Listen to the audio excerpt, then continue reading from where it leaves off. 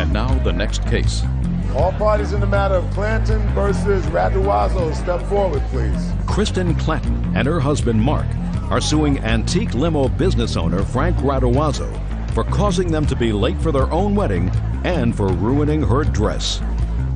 Mrs. Clanton, you retained the defendant's limousine company to provide transportation for you and your husband for your wedding, and claimed that because of problems that developed with the cars, you were late for your own wedding, your dress got ruined because the cars broke down. All in all, it was a terrible day, and you want some compensation.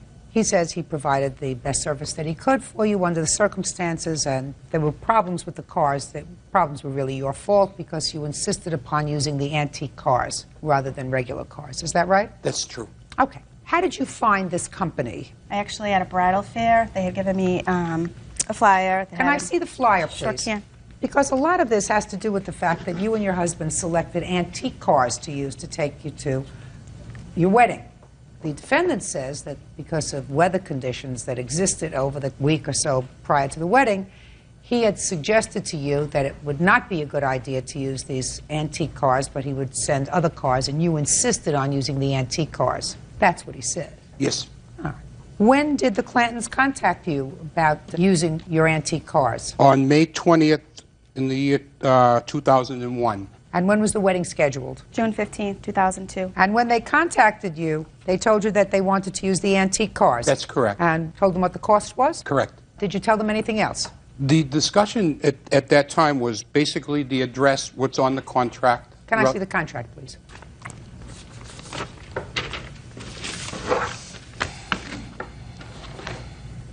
When we originally... Just a minute.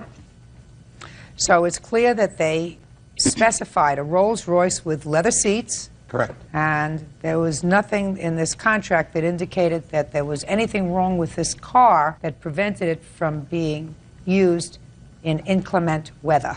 Other than the fact is, if the question was, if there were a problem with the vehicle, yes, would we have a backup type of vehicle under those conditions so that they wouldn't be without a car? And what did you say? And I told her, yes, that would be true. What kind of backup vehicle did you have? We have additional Rolls-Royces. Good. Oh. Plus limousines. So you could have sent them, under the contract, another Rolls-Royce. Which we did do. Which also broke down. Both cars did. Both cars broke down. Correct. Okay. Why don't you tell me about the travails? You're at home waiting for the car to pick you up, and what happened? I'm at home getting ready. I have the whole bridal party at the house. I get the phone call from Mr. Raduazo. Basically, he was calling me to tell me that the car that I rented with him was not going to run. What did he say? He basically just told me that it was raining out and that the car wasn't going to run well. I rented this car for the day of my wedding a year in advance. You know, this is part of a dream that I had. I wanted an old-fashioned car for the day of my wedding. And so he called and told you the car was not going to run well. Right. What did you say? I was basically in shock, to be honest with you. I thought it was a joke. I thought somebody was calling me. It was like 3 hours before I was going to get married. I thought it was going to be a joke. So, what did you say? Basically, we hung up. I mean, he told me that the car wasn't going to run well. What did you say, Miss Clanton? I'm asking you, what did you say to him? You didn't just hang up. He says the car's not going to run well. You're home. You're going to say you're going to send another car. You say you better send that car anyway. What did you say to him? I basically just told him to send a car to get me to my wedding. So did he send a car? Yes, he did. What time is the car supposed to pick you up? 4:30. What time did the car pick you up? 4:30. What happened when the car picked you up? The vehicle that showed up was not the vehicle that I rented. It was it another old-fashioned car. Was it a Rolls-Royce? I believe so. Old or new? It was older. It wasn't freshly painted. It was disgusting. What happened on the way to the church? Well, we live probably about a mile from the highway. We barely even made it to the highway.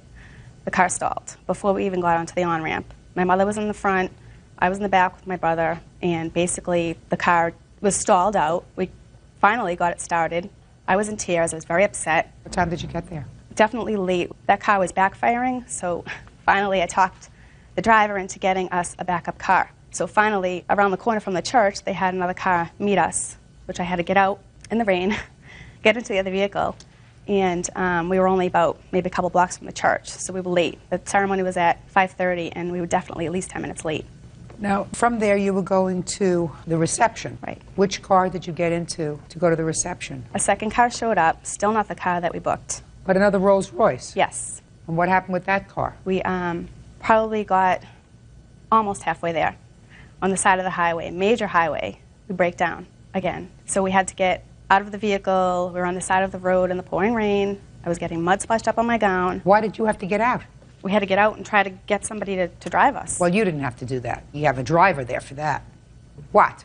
The car itself, when it broke down on the side of the road, the photographer was behind us in a caravan. So I got out of the car and I flagged down the caravan. So I had to get her out of the car, get her in the caravan. Okay, but she wasn't outside trying to flag down a car. No, but getting her out of the car is where the dress started. I don't know how to hold the dress up. I don't know what I'm doing when it comes to that. You better figure it out. You know, and then when we got to the church, I had no idea any of this was going on at all. And I'm thinking my wife left me before I got married, so I don't know what's going on. And the car shows up, and it's about 15 minutes later than we were supposed to start the wedding. We're past the wedding.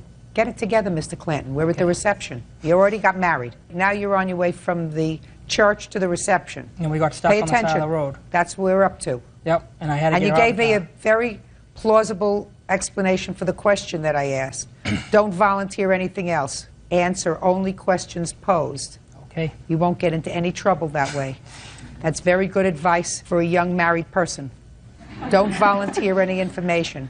Do you understand? Oh, absolutely. Perfect.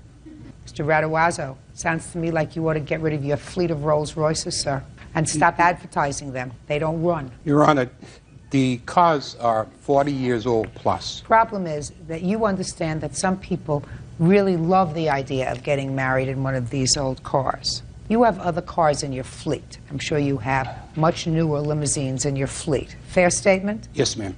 But when you advertise with the white Rolls Royce because that's sort of a dream that lots of young people have and older people have when they get married, of being married and using one of these cars, elegant cars, to get them to and from. And what I'm telling you is that it sounds to me as if at least 3 cars in your fleet don't run if it's damp. May I explain? Yeah. Okay. I started to call their home on the 13th of June. That's a lie. You never I called. spoke. What did I tell you about volunteering? Don't you understand?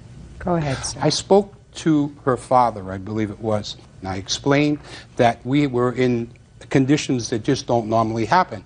We had 50-degree temperatures with rain, thunderstorms, fog.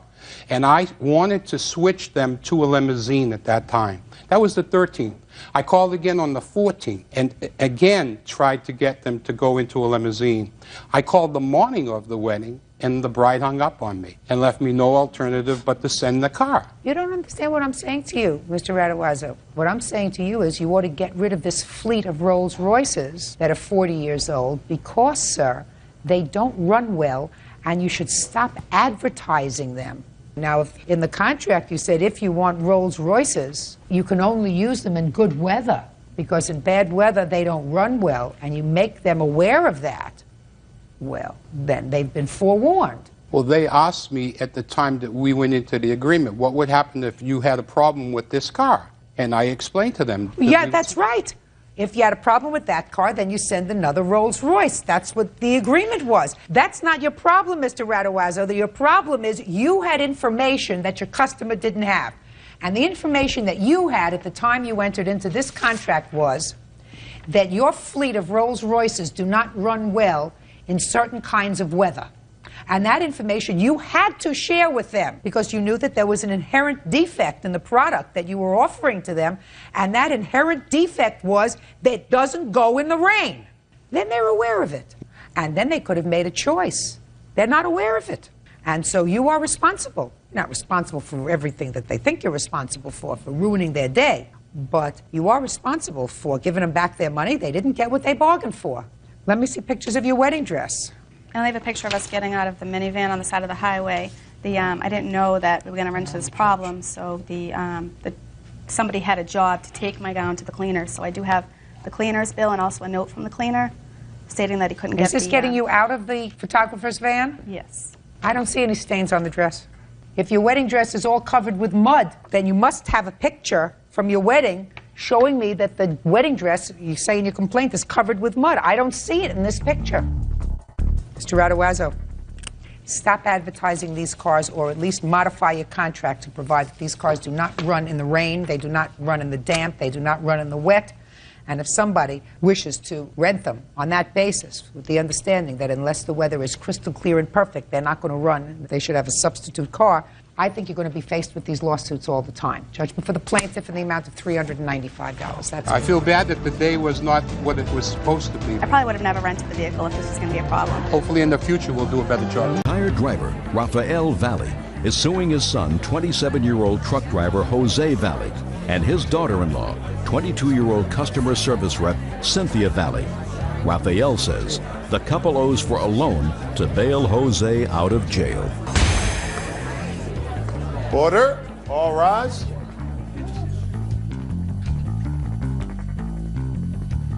Yeah, this is case number 34 on the calendar in the matter of Valley versus Valley. Thank you, Bert. Quite welcome, Judge. Parties have been sworn in, Judge. You may be seated. Ma'am, have a seat, please. Having a senior moment there, darling? Having a senior moment. Get used to it. Mr. Valley, the defendant is your son. Yes, ma'am. And the co-defendant is your daughter-in-law. Yes, Your Honor. According to your complaint, sir, your son was arrested sometime this August. year. Last year. Last year. And you made an arrangement with your daughter-in-law for a loan for his bail. Yes. Well, your daughter-in-law says it has nothing to do with her. Your son says he never made an arrangement with you to pay you back. As far as he was concerned, this was a gift because you're his father. Is that right, sir? Yes, how can you sue your own sperm? I didn't ask you for any other information other than either a yes or a no. Do you understand? Yes. Good. Don't play cute with me. Mr. Valley, how many times has your son been arrested? Only once, is that right? Once or twice. Once or twice. Who called you or contacted you to post his bail? My wife and Cindy came over, told me. Is this your wife? Yes, ma'am. Step up, please. Then my son tried to hang himself. Just a minute. Your wife and Cindy, that's Yes, your Yes, Your daughter-in-law, Honor. came to your house? Yes. Do you live with your wife? No, ma'am. Did you come to Mr. Valley's home and have a discussion with him about his son being in jail? Yes, I did, Your Honor. When was that? August. 8/16. And did you come with your daughter-in-law? Well, she wasn't my daughter-in-law then, but we did go together because we didn't have enough money on our own. How did it come to pass that you came to your husband's house and asked him for money? Well, me and my husband have always had an arrangement. If anything was to happen to the kids, we'd always get in touch with one another. Now, this was a real bad predicament of where my son was in jail, and I went to my husband 5 o'clock in the afternoon. With Cynthia? Yes. And I spoke with my husband, and I says to him, you know, come on, we got to help him. We always helped every one of our kids, all the time. And he gave us $1,000. Just a minute. Were you present when Cindy had a discussion with him about paying back this money? Yes. Tell me about the discussion. She said that after the trial was over or whatever, that she would pay him back whatever she could. And, you know, we were expecting the money back. She told him that? Yes. Now, at that time, your husband gave you, you said, $1,000. Right. How much was the bail? $4,600. I provided $1,500, and then my husband called me, I'd say about 6 o'clock, and he left a message on my voicemail, and he said that he had $500 more to give us. So he said, come down and get it. I went and got it, and then we put all the money together. Nobody else put up any money except me, my husband, and Cindy. Cindy put up some money, too? Yes, she did. And you put up $1,500? I put up 15 of my own, yes. Did you ever get that back? No. How come? Well, for the first thing, my son was living in my home for a whole year. Never had him pay rent, never had him buy food until the last 2 months. Last 2 months, I became unemployed. I had thyroid surgery, so they would pay me $25 a week, and my son was merrily taking it off the bill. I says, why is he doing that? This is something that I needed for my home, you know, for my own salvation. This was before he got arrested? No, this is after. After he got arrested? Yeah. Okay. I got it now. So he was paying you off, in his mind, for the bail by deducting some money. Right. But he never gave anything to my husband. Okay. Now, when did you get married? February 22nd. Well, Mr. Valley, you don't owe your father anything. Thank you. She does. Because in order to create a loan, you have to have an agreement with the person, Mr. Valley. Yes, ma'am. So if you called your son and said, do you want me to loan you this money? And he said yes, then you do it. But she said, I'll pay you back, right? No. Yes, you did. I was watching your face as they were speaking. Yes, you did. You said, I'll pay you back what I can. No.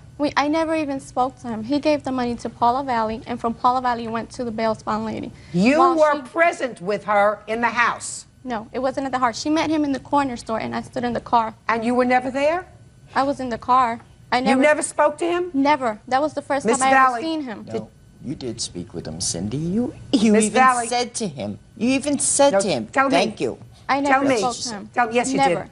Yes, you did. Cindy, please. Miss Valley, Don't you don't bore. have to, don't speak. There's no question in my mind that she said, I'll pay you back. Look at her face. I'm looking at her face. There's no question in mine. She may not have meant it. She may have meant he'll pay you back. Well, that's what she said to him later, all right? In the end of March, he come over the house. And Who did?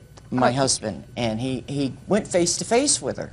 Now, my son was in the back washing his car, and Cindy was in the front, and she was coming down the stairs. I said nothing. My husband said to her, he said, hey, when are you going to pay me back? I have to go see my sister. And she says, well, you'll have to take that up with my husband. Hello? They just got married, you know? I mean, give me a break. Judge Judy continues in a moment. And later today, This young lady was babysitting for you? You like her? Not anymore. I know she stole the money. If I can't trust her with cash in my house, how can I trust her with my kids? real cases, real people. Judge Judy. Raphael Valley says his son and his daughter-in-law, Jose and Cynthia Valley, owe for a loan to bail Jose out of jail. There isn't a question in my mind that Mrs. Valley, the junior Mrs. Valley, made an agreement with your husband to pay you back the bail, sir. Do you understand? Yes, ma'am. That has nothing to do with your son. Of course, it's his moral responsibility, but he could not create a contract with you because he didn't speak to you. Do you understand? Yes, Your Honor.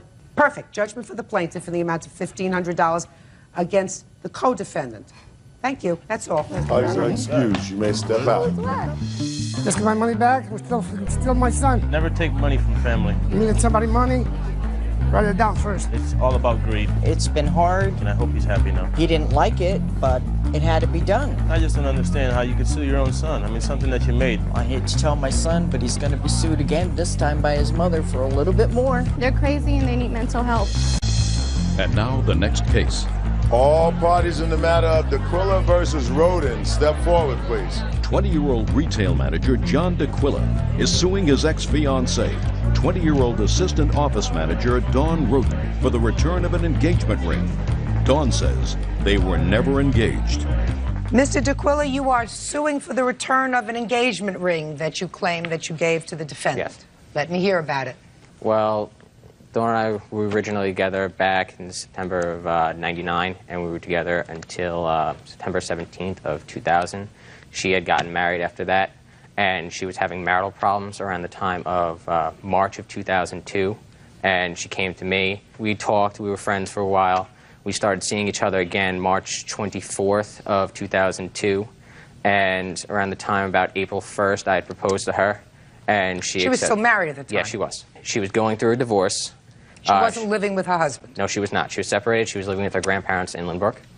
I proposed to her. She had accepted. The next day, we had gone to look at rings. We were just going to look, and she eventually talked me into getting an engagement ring. And I purchased the engagement ring and gave it to her that day. On April 1st? Yes. Go ahead. We were together for about almost 2 months. I was making plans on moving in. I was helping clean up the basement, get everything set up so we can move together. She was going through her custody battle. And I'd say about second week in May, we'd gotten into a fight. She did throw the ring into my face, and I gave it back to another friend of hers. They called me back about 10 minutes later. They picked me up. We went out. By the end of the night, everything was fine. She had the ring on her finger again, and everything was, we were fine. Not too long afterwards, I had gotten a text message saying, don't take this the wrong way. Don't call me. I'll call you. I need some time to think. I gave her about a day or so. I called her back. She said she wanted to see other people. I said, you know, I'll live with her decision. I just wanted my ring back then. And we made an agreement that on our next class, she was going to give me the ring back. What kind of class? It was for financial services that we were doing for our licenses. You were taking this class together? Yes. We were business partners at the time. And first time she said that she had forgotten the ring. So I said, just bring it to me on our next meeting. And the day that meeting came, she never came. I called her cell phone. Her friend Janine had picked up the phone, said that Dawn was not there. I got a call later back that night saying that the ring was stolen along with her friend's car. Who did you get the call from? Dawn. Dawn called me back later that night. That the ring was stolen? Yes. How was it stolen? The ring was never stolen, Your Honor. There was no ring. Me and my husband had gotten separated. Me and John did remain friends, and that was around March 16th was the day I had separated from my husband. On May 8th, it was a Wednesday night, me and my friend, we went to the meeting in Lindenhurst where he had another one of his friends with him. What kind of meeting? It was the meeting for the financial services. It was one of those meetings. We had went back to his house, and he had to drop his friends off at the mall, so we all met back at his house. He then told me that he was going to hang out with us, and then all of a sudden he was saying that he was tired, and I'm like, oh, okay, you're tired, you know, whatever, you know, go inside. And he was like, oh, okay. He's like, but first, before I go inside, I want to show you something. He took And what date was this? This was on May 8th. Go ahead. He then proceeded to take a box out and hand me a ring. I said, what is this? He's like, I want to marry you. And I said, how can I marry you when I'm not even divorced yet? I was still very upset that me and my husband were separated. And I then threw the ring at him right after I had made a 911 call because he would not get out of my car. And my friend and I both heard the ring fall off of his chest where it had landed and hit the ground.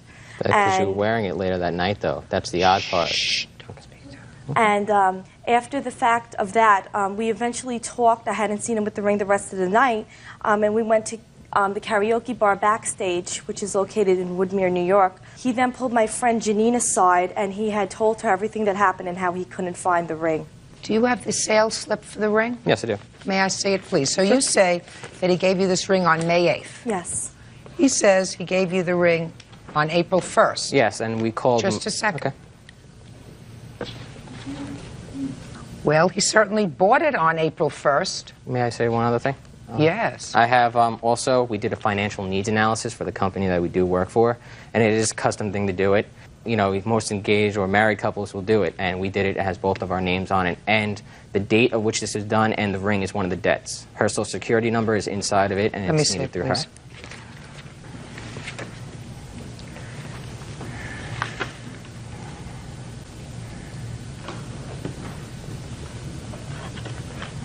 Did you fill out this report with him?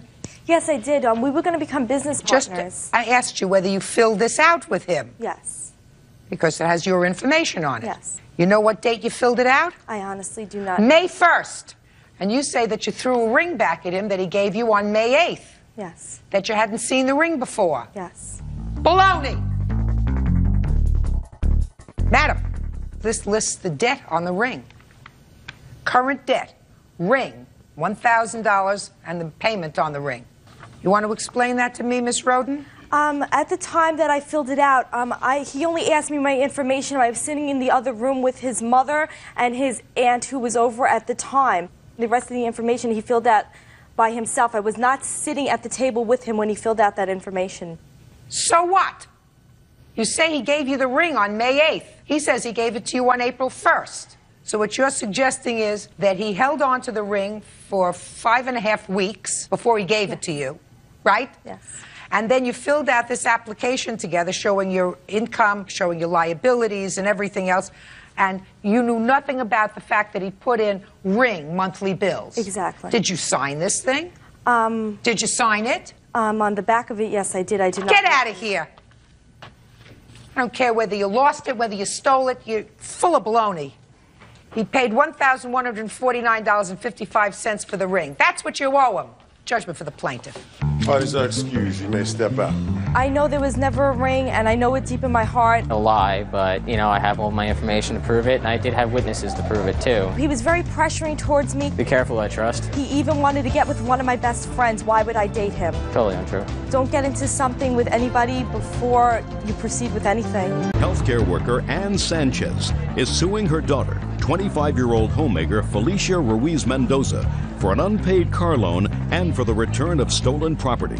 Felicia is countersuing for the return of car payments, assault, and for filing false charges with Child Protective Services. Order. All rise.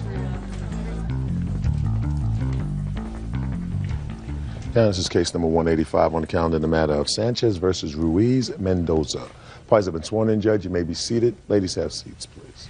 Ms. Sanchez, the defendant is your daughter, is that right? That's correct, Your Honor. Your cause of action has two parts. One is for car payments that you say you were forced to make when your daughter didn't make payments on a car that she had bought.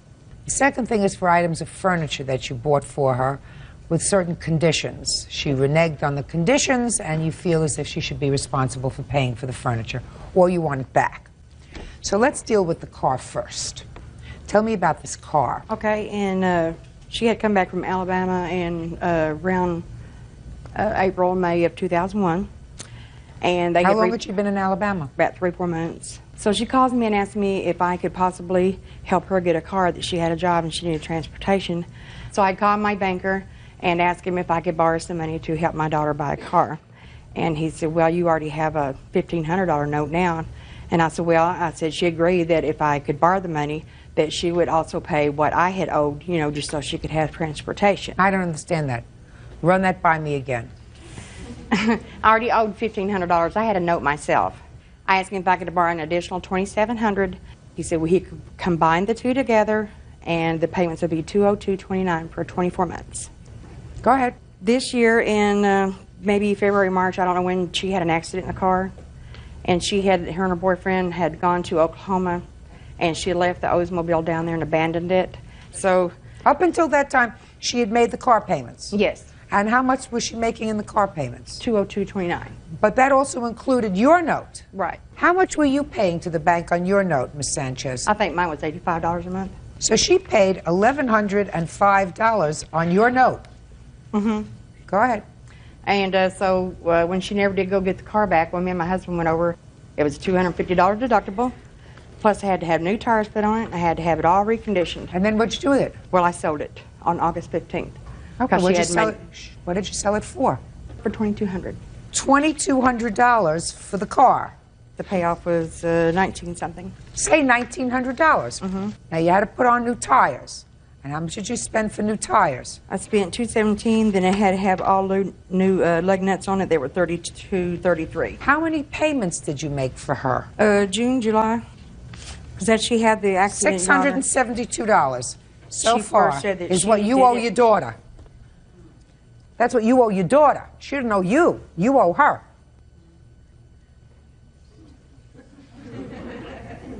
Now tell me about the furniture.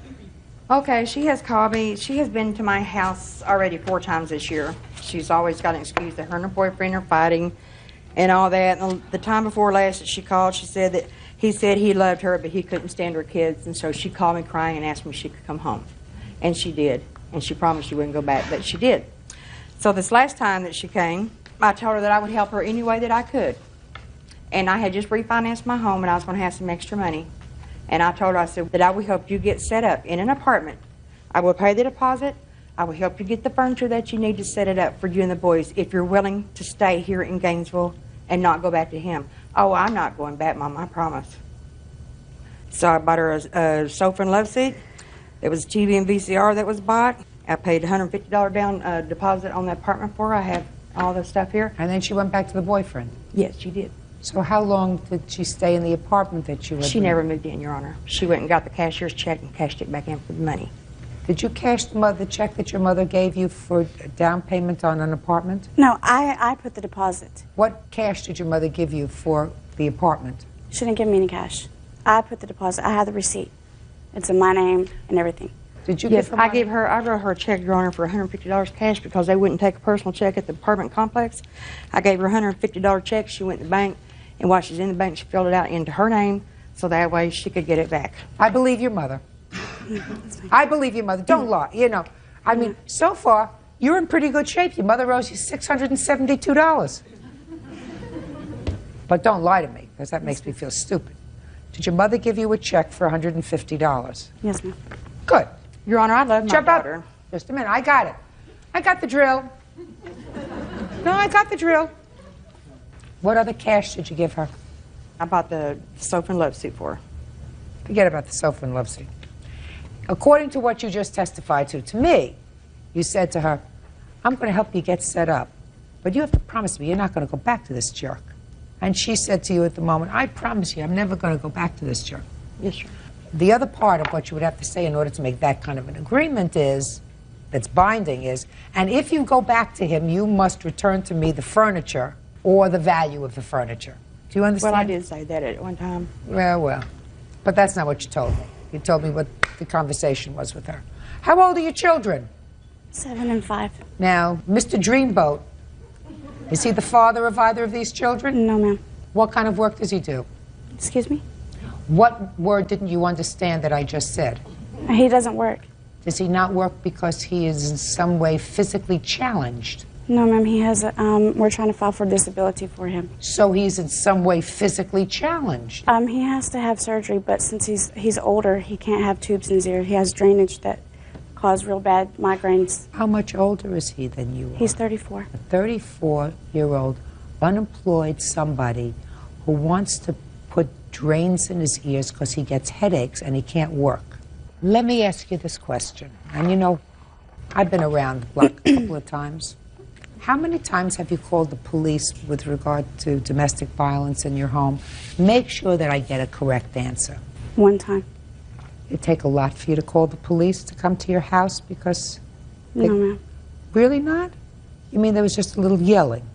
No, he yelled at me and I called the police because he was throwing things. He was being violent around your 2 children who are how old? 5 and 7. Yes, ma'am. And he's not the father of those 2 children. No, ma'am. How many times have you had to move away because of him? 2 times. How old are you? 25. Do your 5 and 7-year-old sons have the same father? Yes, sir. Yes, ma'am. Is he employed? Yes, ma'am. Does he have any communication with the children? No, ma'am. Is that by his choice? Yes, ma'am. Another idiot. So now you're 24, 25, and have chosen 2 losers that I know about. Judge Judy continues in a moment. You want to be a bum magnet. That's your problem. Grow up. And later today, All the walls were torn out. We had talked about it months before. He said it was the spur of the moment, his exact words. real cases, real people. Judge Judy. Ann Sanchez says her daughter, Felicia Ruiz Mendoza, owes for an unpaid car loan. Ann says Felicia abandoned the vehicle out of state. You can't do this anymore. I don't care if you never have a boyfriend the rest of your life. Either that, or take your 2 sons, get down on your knees, beg your mother, say, listen, I made a mistake. Could you please take care of your grandsons? But you're going from one place to another place to another place, going from one loser to another with 2 little boys who are the innocents. Why do you want to do that? I mean, you have a counterclaim that your mother assaulted you when you told her you were leaving again? I didn't. I don't even want to hear the story. I don't even want to hear the story. It's a good thing you got a hair left in your head. She doesn't want you, who she loves, or especially 2 innocent grandchildren, to keep going through this migrant lifestyle that you've selected for your children. It's terrible. You made car payments on the car for a year, $200 a month? That's part of your counterclaim. Where can you rent a car for less than $200 a month? Anywhere? In the world? No, ma'am. Not as far as I know. So you don't get that back. The next part of your counterclaim is that your mother called Child Protective Services on you. Yes, ma'am. Probably with good cause. From what I hear and from my life's experience, probably with good cause. You called Child Protective Services? Yeah. Yeah. Oh, and what did you tell them? I told them that I was worried about my two grandsons, that they were living in a real bad area in town, and that both of them had a drinking problem, and they have the kids in the car going up and down the highway all the time. In October 2000, they were also called because the children were left in the house alone while she was out running around somewhere. She had left them in the care of a small little girl. This 34-year-old with the tubes in his ears, he has a drinking problem? Yes, they both do. Both do. All the time they're drinking. I mean, they don't buy cans, they buy the big quarts. Your children here today in court? No, ma'am. Where are they? They're at home. With whom? With Carlos. Carlos isn't well enough to be employed, but he's well enough to watch your two sons? Yes, ma'am. Other than watching your two sons, does Carlos have any biological children of his own? Yes, ma'am. How did, you know that I knew that? So at least there's something about Carlos that works. How old are his children? He, 12, 11, and 10, or 9. So this bum isn't paying any child support either because he's got tubes in his ears. Is that right? Yes, ma'am. Are you getting my drift? Yes, ma'am. You better grow up. You made two babies. They are innocent. You're guilty. If you brought them into the world, and you brought them into the world with somebody who's not interested in being their father, then it's your responsibility to be both mother and father to them. And you're not supposed to introduce them to another person who's a bum. You want to be a bum magnet. That's your problem. But you have two children. And if you want to be a bum magnet, then you have to do the right thing and you have to turn over custody of your children to your mother. I mean, how do you know that Carlos isn't home right now drinking a big brew and sitting around and watching television or doing whatever he's doing? How do you know that? I don't. You don't. You don't know whether he's hitting them. You don't know whether he's angry with them. You don't know whether he's locking them in a closet. You don't know whether he's drunk. You don't know what the hell he's doing. And that's better off for your children than being with their grandmother. Grow up! Your counterclaim's dismissed. So is your claim. And I want to tell you something. You have a responsibility. If you believe that your grandsons are being neglected, you have a responsibility to petition for custody in a family court. Now, you may not get it, but if you don't at least take that step and something happens to your grandsons, you're going to be sorry for the rest of your life. Do you understand? That's all. Bye. Parties are excused. You may step out. I thought the judge was fair. Like I said, it wasn't about money. It was about principle.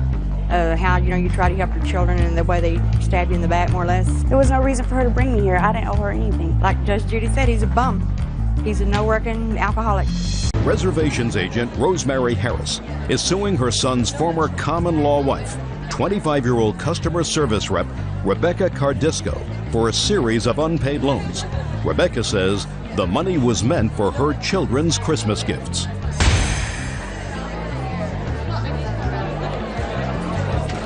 Order. All rise. Yeah, this is case number 193 on the calendar in the matter of Harris versus Cardisco. Thank you, Bird. Quite welcome, Judge. Parties have been sworn in. You may be seated, sir. Have a seat. Miss Harris, is this your son? Yes, ma'am. Is this the son that has two children with this lady? Yes, ma'am. It is your claim that the defendant owes you some money for a series of loans. She and your son, I assume, lived together or were together for a period of time because, according to what I've read, they have two children together. Yes, ma'am. How old are your grandchildren? 3 and 1. And John also has 2 stepsons, which were Rebecca's children. Well, they were never married. No, but he has custody of them. He has custody of her 2 children that are not his biological children. Yes, ma'am. So you have custody of all 4 children. Is that right? Yes, ma'am. What is wrong with you? Shh, quiet. We went through we're going through custody right now. No. I could understand when you have a custody dispute involving parents, 2 biological parents, judge has to weigh what's in a child's best interest. But when a judge, unless the judge is educated on Jupiter, gives non-biological children to not even a step-parent, because the 2 of you were never married, to somebody else, there has to be something wrong with you. Do you have a drug problem, an alcohol problem? I did, Your Honor. I did have a drug problem, and he doesn't have full custody of the children.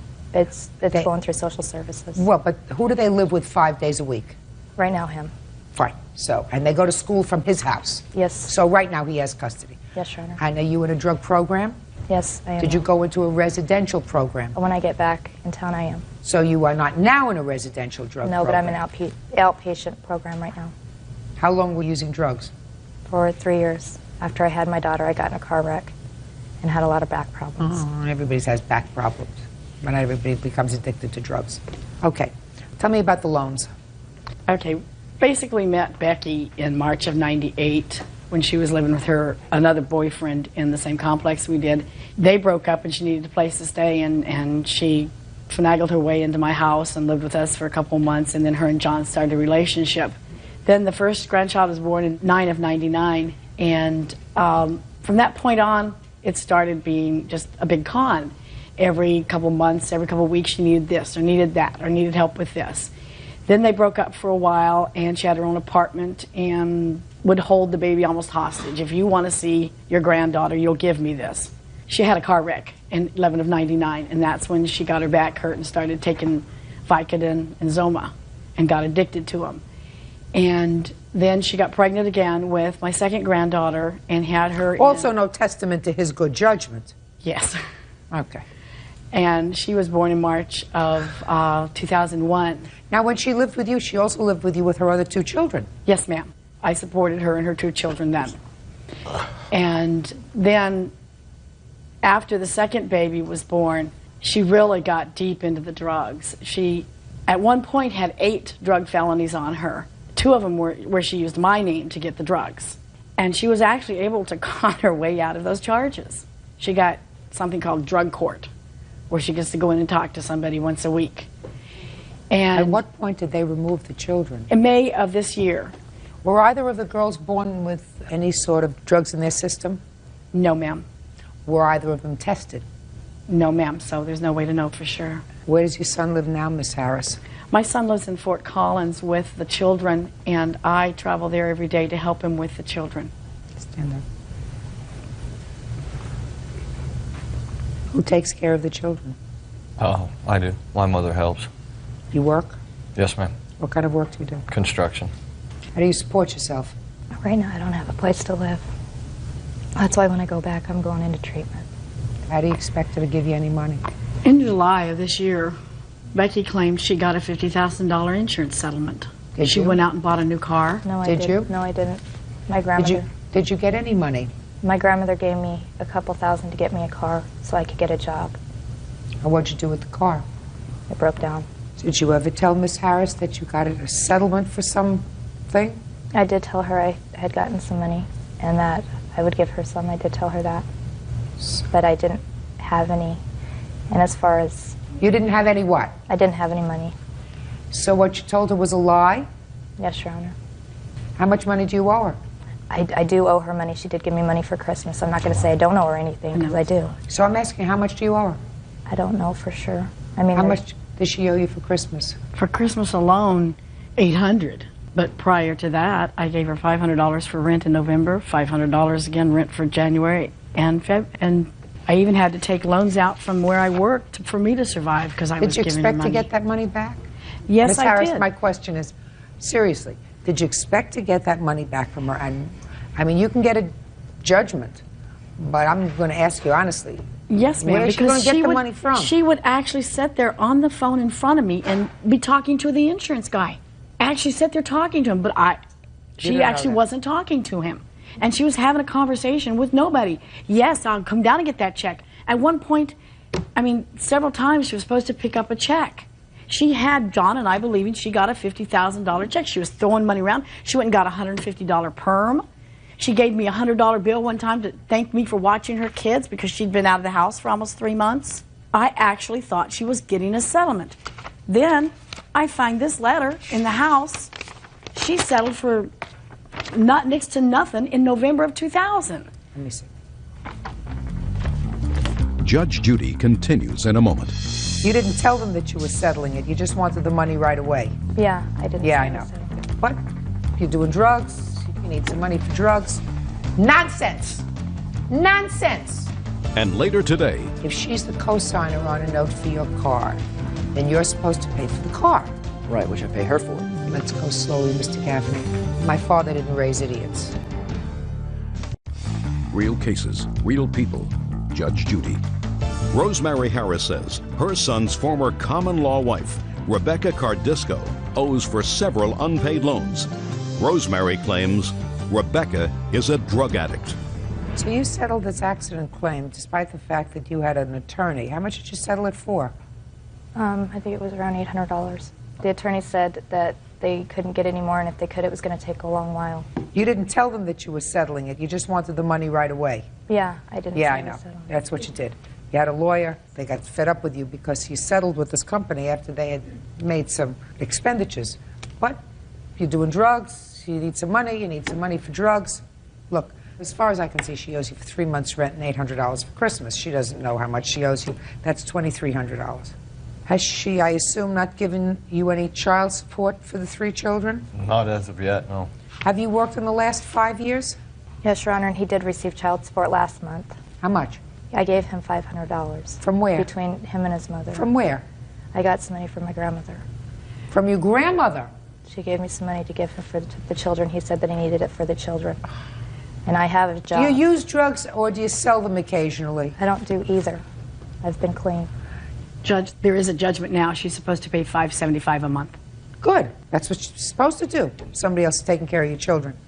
In the meantime, she owes you $2,300. Miss Cardisco, I wish you good luck in residential treatment. If you want it to be successful, you have to stay there. You can't go in there for 6 weeks, or for 4 weeks, or for 12 weeks and say it's over. You have to stay there. What is it, a year or 18 months? Is that what they want you to stay? 60 days. 60 days. Nonsense! Nonsense! Bert and I were in family court between us for more years than you're alive. And no residential program where you just go for 60 days is going to keep you off drugs permanently. You have to go into a drug-free environment for a long time. You've been on drugs for at least 3 years. Don't kid yourself. 60 days is not going to do it. 30 days is not going to do it. You have to do it. You have children. You made children. They need you. Do you get it? They need you. Stay with it. Find the right place and stay there. You're a young woman. How old? 25. 25. Got a lot of years ahead. They can be miserable. You can have a miserable life or you can have a happy life. You still have another 50 years of happiness or you have 50 years of misery. Choice is yours. That's all. Parties are excused. You may step out. Becky's nothing but a con. I do have problems and I have issues, but they're not any better than I am. Any better. I'm the primary caregiver because Becky's a drug addict. I never kept her grandchildren from her. I was afraid she was going to try to take off or do something with them. I didn't know what she's capable of. I mean, she just made me look like an idiot in there. And now the next case. All parties in the matter of D'Antuono versus Holdren. Step forward, please. 26-year-old hairstylist Stephanie D'Antuono is suing her ex-boyfriend, personal trainer Thaddeus Holdren, for an unpaid loan to buy a car. Thaddeus says the money didn't become a loan until they broke up. Mr. D'Antuono, I've read your complaint. You claim a loan to the defendant who was your live-in boyfriend for a period of time. Is that right? Yes. It was a loan for a car? Correct. And any other expenses? Yes, for work that needed to be done on the car. Mr. Holdren said there was never a loan. His position is that he played the role of house husband. Yes. That you have a child that he took care of, and he was a personal trainer. He gave up some time in order to be able to accommodate your schedule, and there was never talk of a loan until two of you separated. So when did you start to live together? We began to live together only after I had given him the loan. It was in August. Tell me about the loan.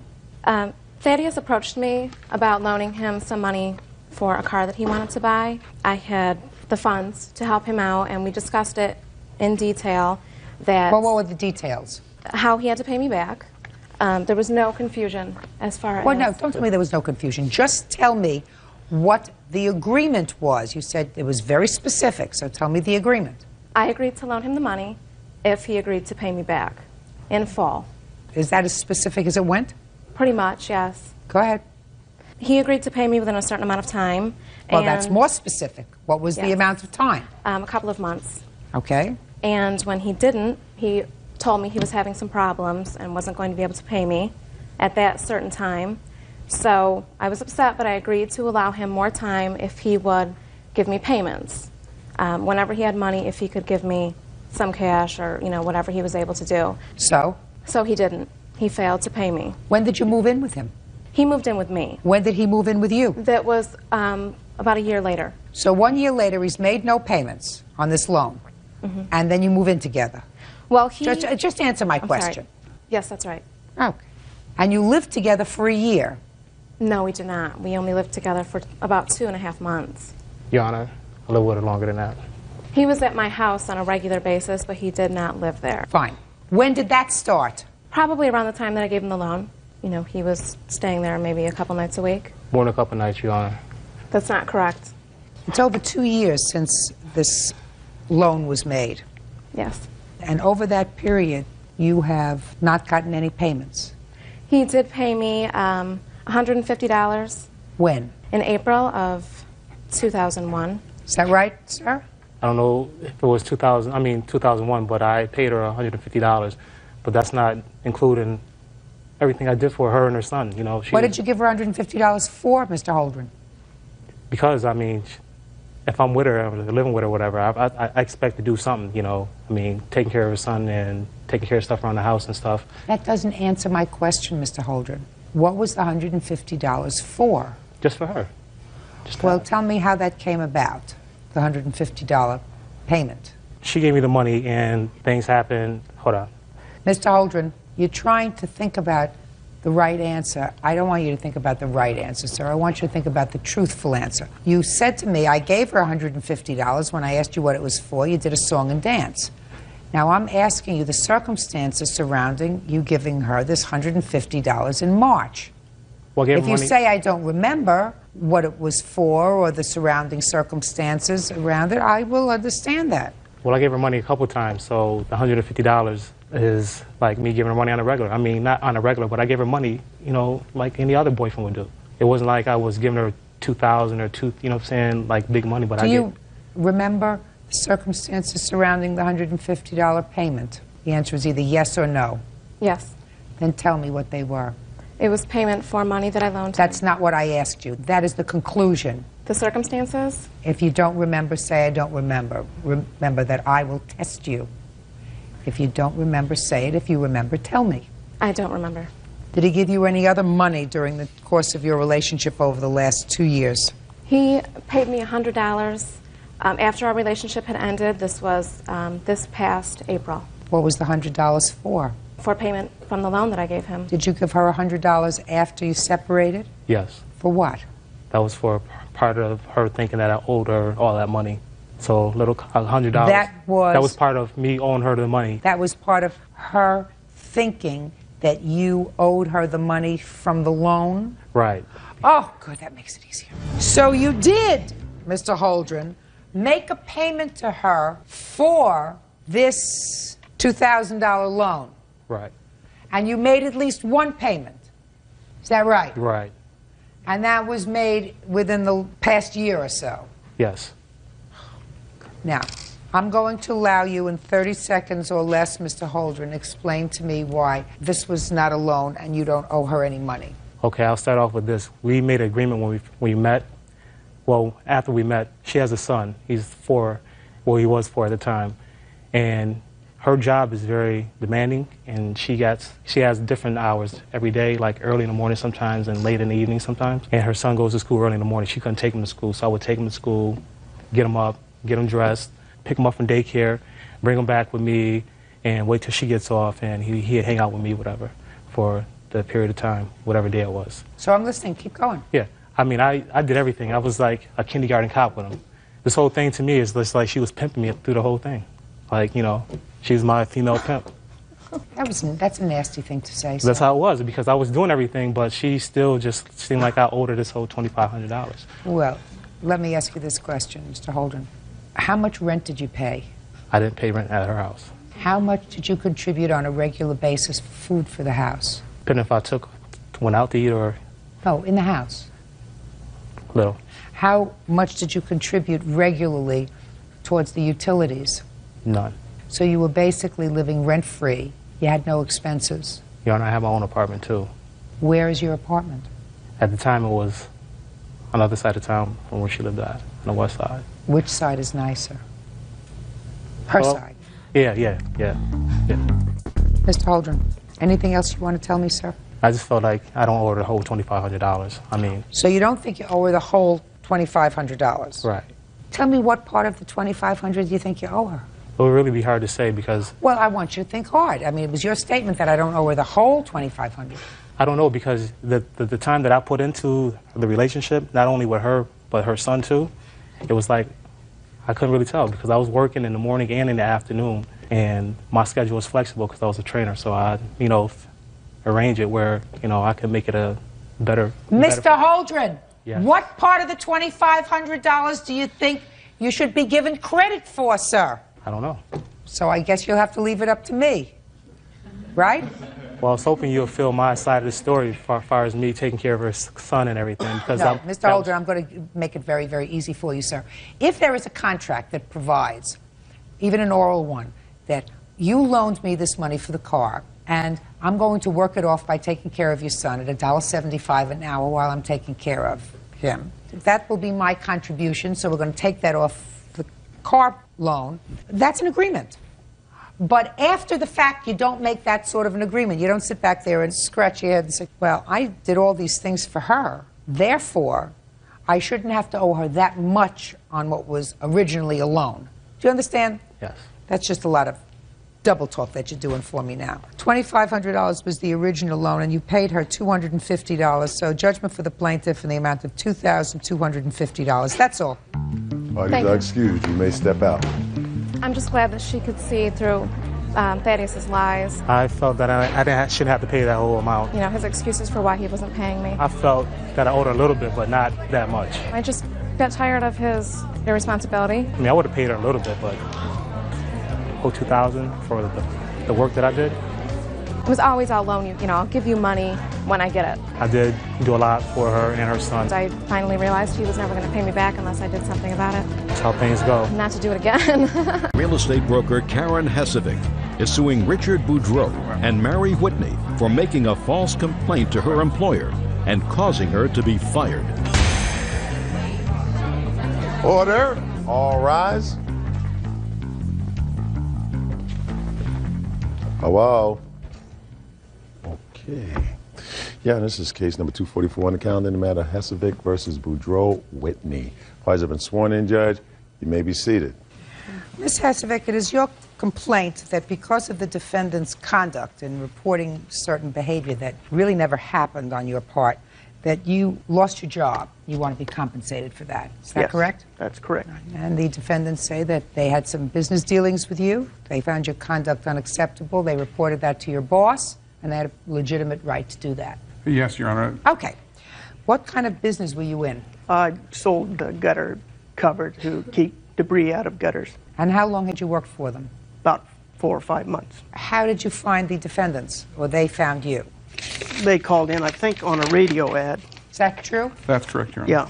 Okay. What happened that caused you to call and make a complaint about the plaintiff? Your Honor, basically it was just Karen's behavior. We were very interested in the product. It looked very good, and I expressed to her in the beginning. Tell me what the product looks like. It's actually a sheet metal device that goes over your gutter to deflect the needles and leaves off the gutter and allow the water to go in. Awesome product. Anyhow, we were very interested in the product. Karen came out to the house. We asked her to do an estimate. She left me with a tape and a sample of the product. I expressed to her that I wanted my wife to see the tape because she wasn't home at the time. What date was that? I believe that was the Saturday, the 24th, I believe was that was the date, yeah. Anyhow, she expressed to me that she needed the tape back. It was her last tape. I clearly understood that and promised her we'd get it back to her. My wife got home late that evening, didn't get a chance to view the tape. The next day, she did, which was a Sunday. We in turn decided at that point that we had some friends that would be interested in the product as well. So we figured we'd hang on to it till Monday and get it back to her. Over the weekend, Karen left several nasty grams on my telephone, on my cell phone, expressing her desire to get the product back. The tape back. Right. Come Monday, she made a phone call or two to the house, which my wife, Whitney, answered, and she can tell you basically what took place there. She called me on the phone. She called me on the phone and she says, I really need to get my tape back. And I said, well, I got a friend that owns a gutter company, and I wanted to let them see it to see if they thought it was credible, that it might work. And she goes, well, I really need to get my tape back. I says, well, do you only have one tape? She goes, yep, I only have one tape. I go, well, okay, fine. I said, come get it. And she did. On what date did she come? It was on Monday. Monday evening. Which would have been the 26th, Your Honor. Okay, Yeah, so what 26. happened when plaintiff came and got the tape? At that point, Your Honor, I'd arrived home from work, and I got a knock on the door, and it was Karen. She was obviously upset. I said nothing at first, went and got the tape, handed it to her, and said, I apologize that you didn't get it back as quick as you wanted based on the messages I retrieved. She was obviously upset. She got cranky with me and, grabbed it out of my hands and was obviously not real happy about the whole thing. And I said, Karen, the product that you're representing is awesome. I love it. We're interested in it. But the way you're treating me, I'm not going to buy anything from you. Her response was, I don't want to sell you anything. And I said, fine. Then I asked her to leave or I'd call the police. Now, several days went by, and I got a subpoena served to our house, and it referred to a Bruce Hesevic who was suing us for something. Now, I never met a Bruce. I haven't got a clue who Bruce was. So I was shocked. I didn't know what it was all about. In doing further research, I recognized the last name, which is on the back of her flyer, Hesevic and then Karen. So What kind of subpoena did you get? I got a small claims subpoena that said my wife and I, who she never met, Your Honor, were being sued for loss of income, libel, malicious behavior, slander, and so on. May I see it, please? Sure. Now, in between during that week's period of time, had you in fact called the plaintiff's employer? Yes, ma'am. Well, you left that part out. I beg your pardon, sir. ma'am. I did call the gutter people I spoke to, Mr. Steve, and I expressed my interest in this product. And I said, a lady named Karen came to our house to show your product over the weekend, left us a tape. We wanted to view the tape for a longer period of time. She took it back, was very upset with me for keeping it. Can you please send me another tape? And he said, well, you're saying Karen? And I'm saying, yes, Karen. He says, well, I have no Karen working for me. He goes, there is a Bruce that works for me in that area. You sure it wasn't a man? I says, no, it was a lady named Karen. Fine, I'll send you a copy of the tape. Then a short while after that, we had a sheriff come to our house looking for us. We weren't there. We had a PTA meeting. My boys told us. And then you got served with Served this. after, yep. Okay. And then I went down to the courthouse and filed for a jury trial, figuring I'm going to get this thing out in the open. Okay, now I got you. Bingo. And it would be fair to say that in your conversation with Mr. you voiced some displeasure with the salesperson. Absolutely. You did. You said, I don't like the way I'm Absolutely, being treated. I didn't like the way I was treated. No, I'm a sales manager, Your Honor, and I think when you want to make a sale, you're nice to people. Bruce and Karen, same person? Yes. Okay, so that's both you. Mm-hmm. Now, when you went to work for this gutter cover company, did you interview with this Mr.? Yes. I actually did sales before I ever met him, and then... For the same company? Yeah, I was working for the previous franchisor, and he came down after that. I sold several deals before that. When you interviewed and worked for them previously, you worked for them as Bruce. Right. To your knowledge, did this Mr. know that you were also Karen? We had talked about it. I called the office and said that there would be a person as Karen out there, and that my hair was long, and that people do see me as a woman. You intend to maintain that persona? Yes. My problem, Ms. Hesevic, is that you seem to ascribe some behavior to the defendants, which is actionable. Why do you believe that they do not have a right to call your employer and say, I'm dissatisfied with the kind of treatment that I got from your rep. I like the product. I'm interested in buying the product. And if your employer decides, for whatever reason, to let you go, why do you feel as if you have the right to sue the defendants? Because when I talked to Steve on Tuesday, he told me that the severity of their complaint against me was such that he had to believe that they were telling the truth. I told him they were not telling the truth, and then I told him exactly what happened. And as she said, she told me to come out and pick up the tape. On the phone call, she did not say that. She hung up on me. And I have copies of the phone call that was made to him. He said I made several threatening phone calls. You went out there to get the tape? Yes. No, I said nasty grams. I didn't say phone call. Nasty grams? Yeah, on my cell phone. When you went out there to get the tape, tell me what happened. Well, I got out of my car. Their kids yelled from the top of the deck that the lady from the gutter is here. And I heard her yelling at her kids, I don't want to talk to her. Tell them to go down to the basement door and talk to the father. And so they came out and told me that. So I went around under the deck into the basement door that they have there. He opened the door part way and handed me the tape. And he said some remarks to me. And I said, well, you promised to have it back to me by 5 p.m. on Saturday. I said, you never called? He said, oh, yes, I did. But I was at home from 3 o'clock all the way till 10 o'clock at night. There wasn't one phone call. I have a message machine on my machine. There you go. That's why you didn't answer it. And sorry. No messages were even left. Nope. That's So? So, yeah. So? And, yeah, so he didn't call to say he wasn't going to meet me. He could have left a message machine on there. He knew that the So what tape did you was say to important. He made some comments, and then I told him that I had to use that for sales, and that as he knew I had appointments on Monday morning, I didn't get the tape till 7 o'clock Monday night. And? So he says, well, you're losing more business. You forget the golden credo, Yep. which is the customer's always right. Want me to deliver the damn tape? I'm sorry. The customer's always right. Because you had a real live customer there. You had a customer who was really interested in your product. $6 grand. Listen, I'm sorry. that's a hothead. Let me ask you this question. Why didn't you call Gutter and have them give you another tape? I had sent a memo up to him on Monday morning saying that I need another tape. Why didn't you go there? Oh, they're out of Seattle, and I'm in Portland, Oregon. Oh, so they have to send it to you. Yeah. Why did you wait until you were down to your last tape? I only had one tape all the time. Well, that sounds like a not very good policy. What happens if that That's tape... all the company gives. Well, that's kind of stupid. Right, yeah. You don't have a cause of action, Ms. Hesvik.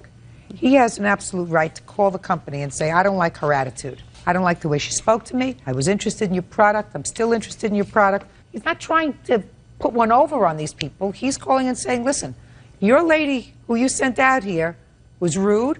She took off. She doesn't want to do business with me. I'm still interested in doing business with your company. Send me another tape and send me another rep. And if by virtue of that statement, Mr. let you go as the rep for the company in your area, so be it. It may also have been that Mr., and I don't know, he's not here, was not happy about not knowing what gender person was going out. He thought it was one gender, and it turned out to be a different gender. That's possible, too. That coupled with what they said, listen, I don't need this aggravation. But they have a right to call. Yes. They have a right to make a complaint. That's what the First Amendment's all about. So your claim is dismissed. That's all. Parties are excused. You may step out. Basically what happened as a result of this individual not being honest. Some people can lie and get away with it. Honesty is the best policy. You know, she should have been honest, and she wasn't. Donald Haig and his wife Donna are suing their ex-son-in-law, cabinet maker Chris Webster, for the cost of a washing machine and dryer. Order. All rise.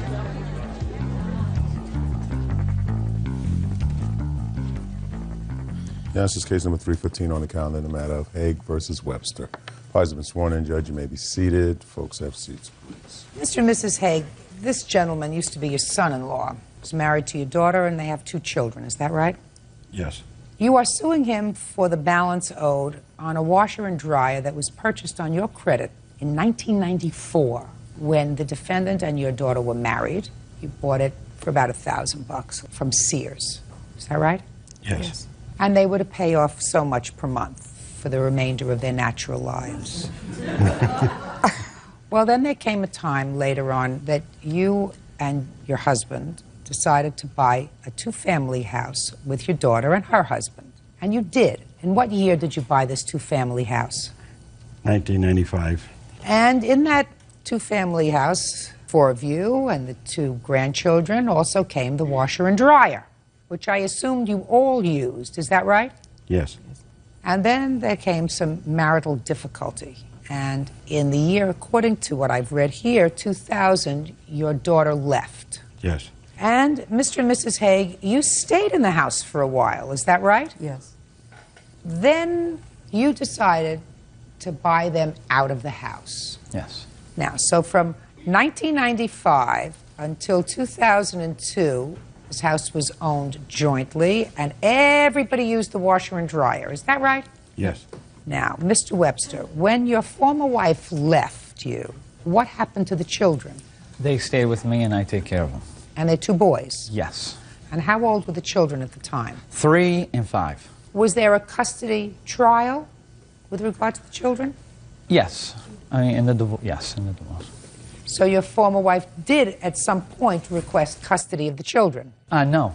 No, she didn't. She did not? No. She got remarried and went on her own life.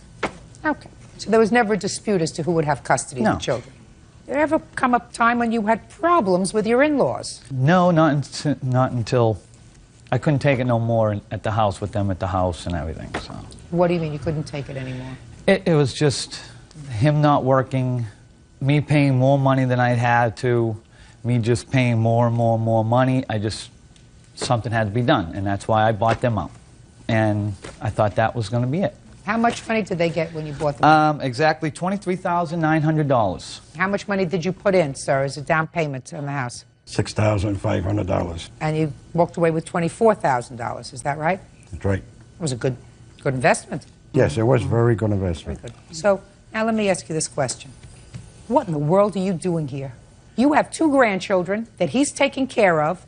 That washer and dryer was paid over the last 8 years. There's no question about that. $25 here, $50 there. Everybody used the washer and dryer. The whole washer and dryer cost $1,000 8 years ago.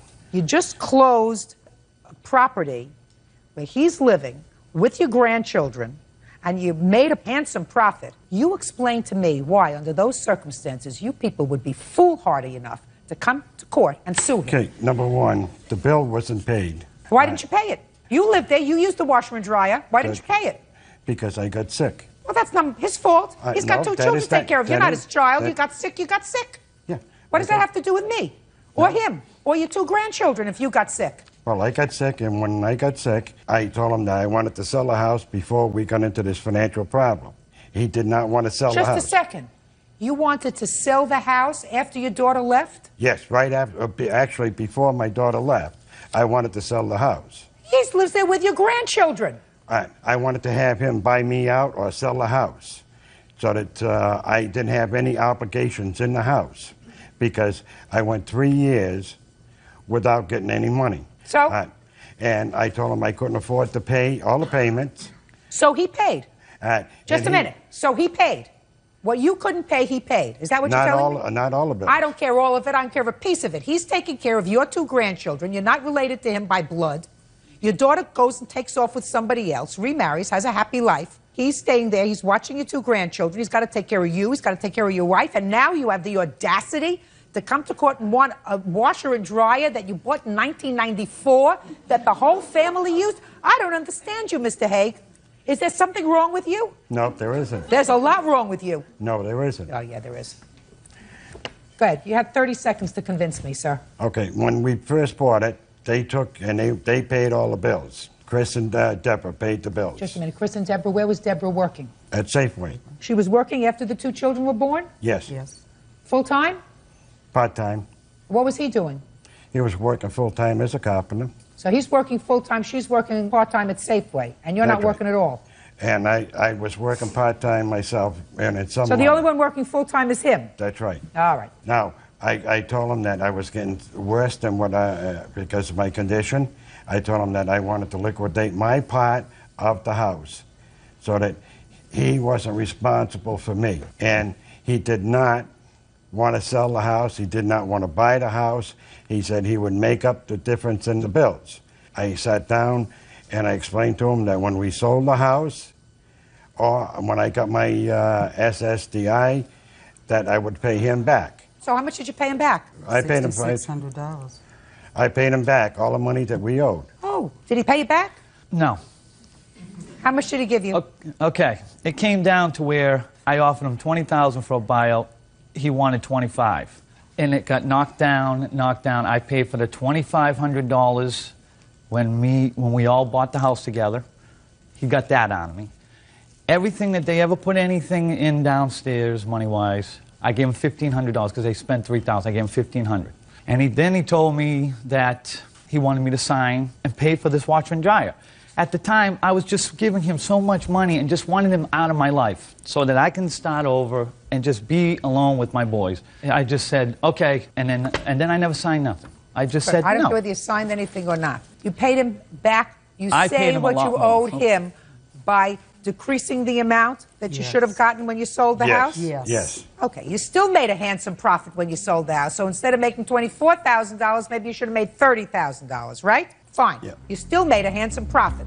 Judge Judy continues in a moment. You have the opportunity to be there and participate in the rearing of your grandchildren. What a gift that could be. if you were nice people. And later today, When the landlord showed up the 20th to get rent, he saw holes in the walls that they left in their room and in the door. Did you make any holes in the walls? No, ma'am, I did not. Her and her boyfriend be fighting all the time. That's where the holes came from.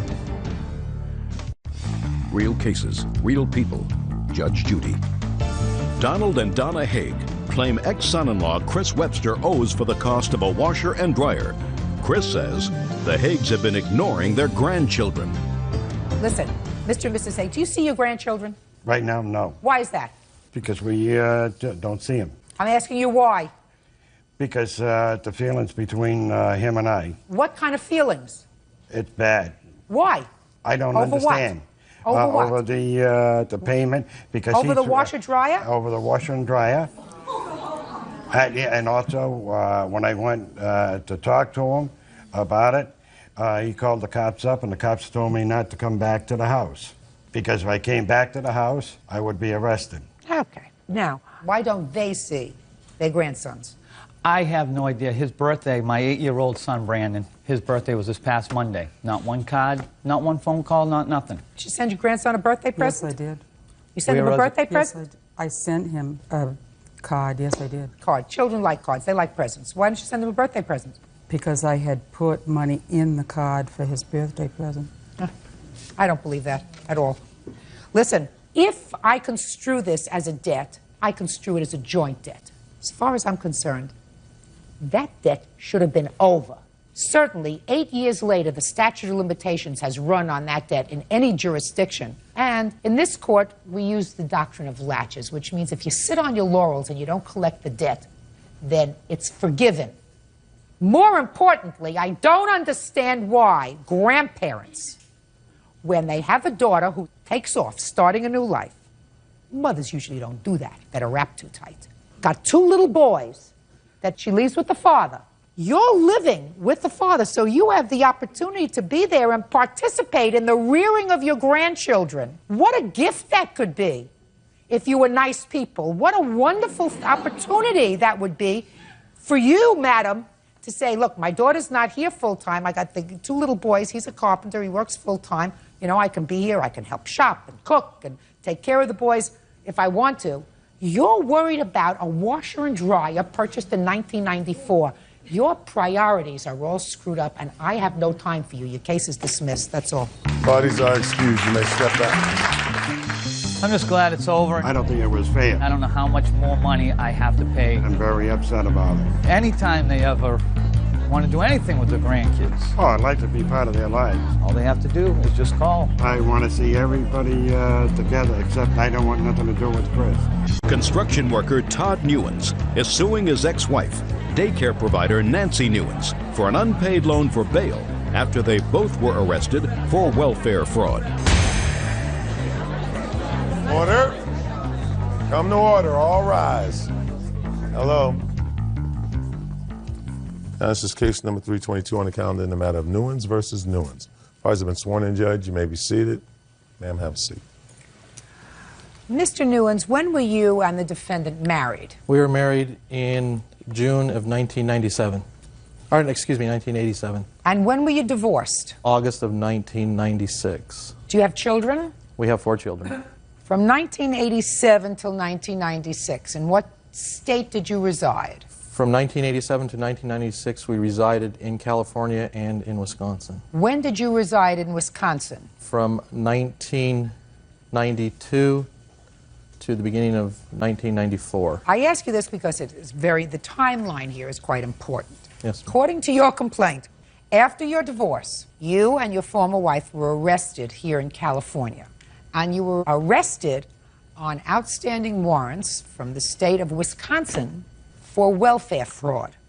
According to you, there was an agreement between you and your former wife that if you paid whatever fines there were in Wisconsin, which amounted to $4,800, she would give you credit for $2,400 towards what you owed her in child support. Correct. Now you've been summoned to court, and you've been told by the judge that you have to pay those arrears, which are probably more substantial than $2,400. Yes, ma'am. And you said to her, what about the agreement we had? that you would give me credit for half of that. And she said, we don't have an agreement. So you want $2,400, which is her half of what you paid to the state of Wisconsin in order to get rid of all the charges pending against both of you. Correct. You were in the state of California when you were arrested, is that right? Yes, ma'am. And you had an attorney? No, ma'am. Who told you that if you paid this $4,800, you wouldn't have to go back to Wisconsin to surrender yourself? The district attorney of Outagamie County, Wisconsin. Now, tell me what the welfare fraud was about from 1992 to 1994. I believe it's for food stamps and medical aid. How come there was fraud, sir? I believe there was fraud because we left the state as we were on welfare to move back to California without notifying the welfare department that we were moving. You were on welfare in Wisconsin. We were not collecting money, Your Honor. We were collecting food stamps and we were collecting medical. Benefits. You were collecting welfare benefits. Yes. Is that because you were unemployed? I was unemployed at the time. Who were you living with? Nancy and I were renting a house. Who paid for the rent on the house if you were unemployed? We paid for the rent on the house. How? Because I got a job at installing garage doors. I wasn't employed the whole time. And it wasn't a sufficient amount of money to support the family. That's why we went for aid. So your wife stayed at home with the children? She did. So you're telling me that they sued you for fraud for $4,800 because you left the state and they didn't have to pay you money anymore? We basically left the state, and instead of tracking us down and figuring out that they wanted all of their benefits back, which totaled the $4,880. Probably the only person in creation that I know that happens to. Usually they say, wow, they're out there with California's problem now. Now, Mr. Newens, how much do you owe in child support, sir? $10,000 in child support and $10,000 in alimony. How come you haven't paid any money? Well, I've actually paid a lot of money, Your Honor. The reason being is because in the state of California, your ex-wife or whoever's receiving the support can go back at any time and ask for an audit of the payments, which she did. And I had a court order for my employers to pay her directly, which they did, but I had to prove it, and these two employers were no longer in business, so I could not find the record of payments. So you're telling me that the judgment was entered against you and you have to pay arrears on $20,000 for money that you paid? Yes, ma'am. Did you have a lawyer representing you this time? No, ma'am. But the litigation went for a whole year. Ma'am, I can't afford a lawyer. I work 60 hours a week to support 4 kids. My ex-wife, since the day we married, has not worked at all and still doesn't to this day. She solely relies on my support to support all 4 kids. Let me ask you this question, Ms. Newens. Now we're going to come to you. He says that you were receiving partial benefits. Is that correct? Mm-hmm. Do you have any idea why you were charged with welfare fraud? It was explained to me when, without notifying the county about our moving, there was a warrant automatically slapped on because there was an outstanding amount that needs to be paid back, like $700 some odd. For what? For overpayment is what they called it. So you were notified that you were receiving overpayment of $700 while Yes. you were living in Wisconsin? Yes. And you left without paying that amount? Yes. They were charging us interest and stuff because of penalties on that. Now, your former husband says that he paid you this money, this $10,000 in child support and $10,000 in alimony. Is that true, that he's paid you this money? I have, Your Honor, from the month, some partial payments, and for the last month of October, I received... Look at me. Now you can speak. Okay, I'm sorry. $29.90 for the month of October, $500 for the month of September, and before that, nothing. Payments are coming, and partial payments, whole payments, every now and then, off and on through the last couple of years. Did they come right out of his check? He's self-employed. Judge Judy continues in a moment. I would suggest you find yourself some way of earning a living that you enjoy, because otherwise you're going to be relying on him forever. And that's wrong. And later today, we had planned to get married, and there was an issue in that I was still married and needed to get a divorce. That's what Ms. Harris said. Yeah. real cases, real people. Judge Judy. Todd Newens says ex-wife Nancy Newens owes for an unpaid loan for bail after they both were arrested for welfare fraud. Nancy says Todd doesn't pay his child support. How long have you been self-employed, Mr. Newens? Roughly 3 years. So when you say that your employer What employer are you talking about that you couldn't find? The court order dates back to 1997. The amount in arrears they're asking for was for 97 and 98. Just those 2 years? Yes, ma'am. Oh, so this proceeding had nothing to do with current arrears for the year 2000, 2001, 2002. Is that what you're telling me? What they, I have a court order here that I got from them. What they dated it from 6 of 97 to 10/1 of 02 to make it current. Mr. Newens, I don't know if you think that I'm not wrapped too tight. I asked you a question. The question I asked you was whether you were telling me that the arrears that they were talking about, that you just had a trial on, dealt with monies that you owed. You said from 97 and 98. Correct. And I said that they conducted a whole hearing for a year and didn't bring that amount up to the current date for arrears. And you said, oh, I have the order. And the order says that those were arrears that you owe from 97 to the year 02. The reason why they did that, Your Honor, is because we were fighting for the last year in court over the amount of arrears. And it was my burden to prove that all my previous employers paid. All right, forget the previous employees from 97 to 98. She says she has been receiving sporadic payments. Is that true? And now you're self-employed. Yes, it is true. Sometimes it's true. All right, that's what I wanted to know. Okay. Because, I mean, I'm going to get to it, Mr. Newens. Don't pussyfoot around me. Are you remarried?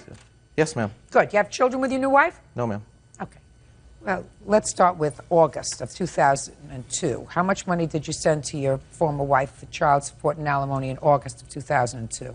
Your Honor, I don't have that information with me, and the reason why I don't have that information with me is because it's quite irrelevant, because I have an order that you have before you stating the amount I have to pay in arrears of $200 per month. That's perfect. So what are you bothering me for? I'm asking for money owed that I can't, that I paid $4,880 for, that I can't get credit through the County of San Bernardino for child support, which had she not agreed to credit me half, I would have never made the payment. We would have flew back to Wisconsin and fought this battle in court. So then I'm going to resolve it very quickly for you, sir. Okay. From 1992 to 1994, according to you, you had 2 young children, and your former wife was unemployed. She was taking care of the children. It was therefore your responsibility, your contractual responsibility with your former wife, to be the provider. You found that you could not be a provider for your wife and your 2 young children, so you were forced to apply to the state for certain benefits. Then you were advised that there was an overpayment of $700. Rather than taking care of that part of your financial responsibility before you left the state of Wisconsin, you decided to leave the state of Wisconsin and move to California. It was because of that that they issued a warrant for the both of you. You paid that amount. That's not for child support. That's not for spousal support. That's to reimburse the state for money that the state expended on behalf of you and your family because you could not fulfill your end of the contractual marital responsibility with your former wife. And in addition to that, you have continued to accrue arrears over the years, the last 3 years when you've been self-employed. Sometimes you pay, sometimes you don't. Sometimes you send a little, sometimes you send a lot. That doesn't excuse you from working at some point. Are you working now? Yes, I am. Good. What kind of work do you do? Right now I do child care. And in the past I was doing dental assisting. Well, I would suggest you find yourself some way of earning a living that you enjoy. Exactly. And if it's not child care, because child care sometimes is a temporary thing that you do when your children are very little, because that's a way to take care of your responsibility as a stay-at-home parent and also make some extra money. But I'm going to strongly urge you to find a career that you like, because otherwise you're going to be relying on him forever. And that's wrong for your support. You both have to support these children. You both made them now. You're not living together. You're not married. You both have to support them. But she certainly isn't going to give you back $2,400 for money that you owe the state of Wisconsin, sir. Your complaint's dismissed. That's all. Parties are excused. You may step out. Nancy's been on a free ride for many years, refusing to work. It should be said and done. It was over in court beforehand. After she got out of jail, she's free. The bill's paid. It's the heck with me. And now the next case. All parties in the matter of Morin versus Baird, step forward, please. Photo technician Joanne Morin is suing her ex-fiancé, construction plans examiner James Baird, for the cost of a cruise ticket. James is countersuing for the return of a suit and for the cost of a vasectomy. All right, Bert, I've read the papers in this case. Don't get comfortable. We're not going to be long. Okay. Miss Moran, you and the defendant dated. You were supposed to go on a cruise together. You couldn't go because a relative, I think your father, became ill. The defendant went with 2 of his children, but your son had paid for the cruise ticket. In any event, you say that he owes you $200. He says, more than happy to give you the $200, right? Give me back my suit that I left at your house. Is that right? Yes, ma'am. That's the suit? Yes, ma'am. Give him the suit, Bert. I told you, this case has lots of little parts, but we're going to handle them all very quickly. Good. Now you have your suit. The suit goes on your side, and plaintiff gets $200. Are you happy? Good. On your side, you have a counterclaim. Yes, ma'am. Your counterclaim is twofold. A, you wanted your suit back, you got your suit. You want her, A, to give you back the engagement ring. Oh, the money for it, yes. Where's the engagement ring? I have it with me right here. Perfect. You want to see? No. Goes back. Goes to his team. Happy now? Almost. Almost. The other part you're not going to even be happy that you raised, sir. You want her to pay for a vasectomy that she insisted that you have because she didn't want any more children. Yes, ma'am. Right?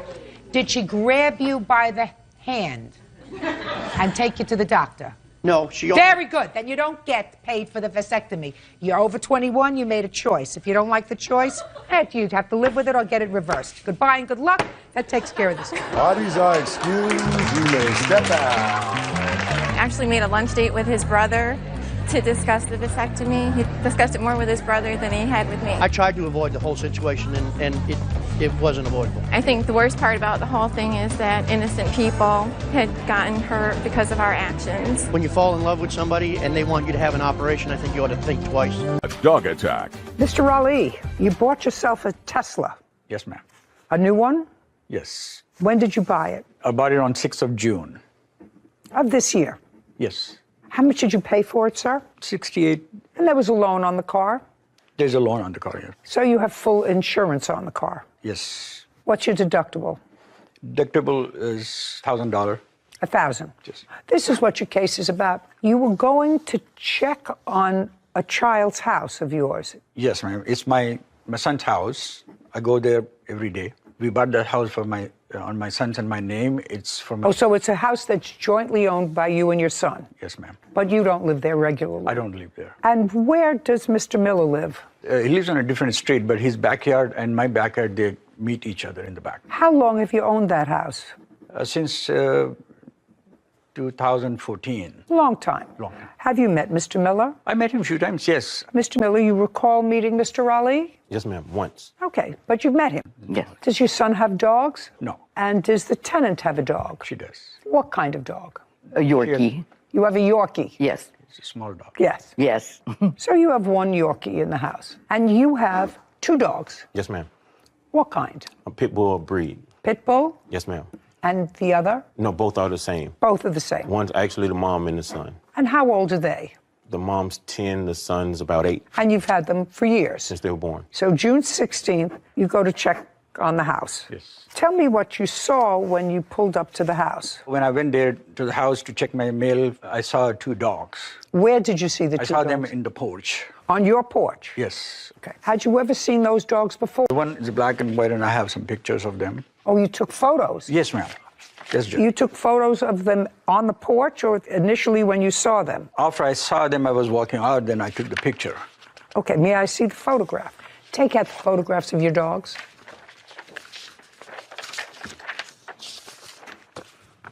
Would you say, give me both photographs, please?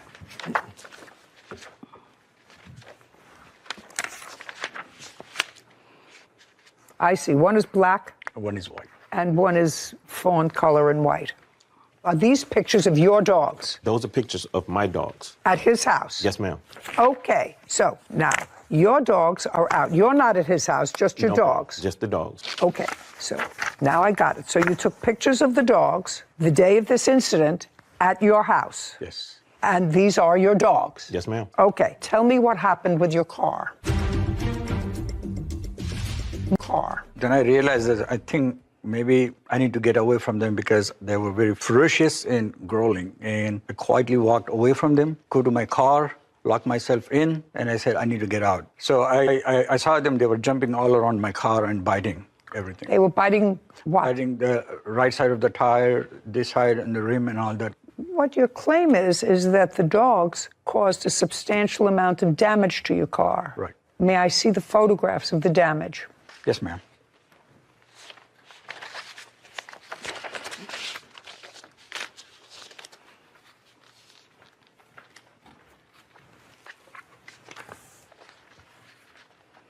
So the car had scratches on it, I see. And what about the wheel rim? Is that, you're also...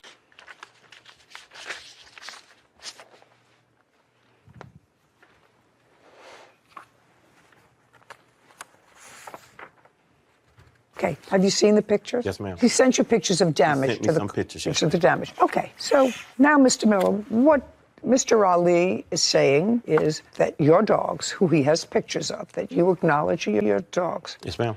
caused damage to his car that he had for a week, that he paid almost $70,000 for. The dogs were clearly outside of your control. They were out of your control because you acknowledge that the photographs of them are without collars, without leashes, nobody around them, and the photographs are taken at his house. I'd like to hear a defense. Your Honor, there was no way for my dogs to have done the damage. My dogs are older.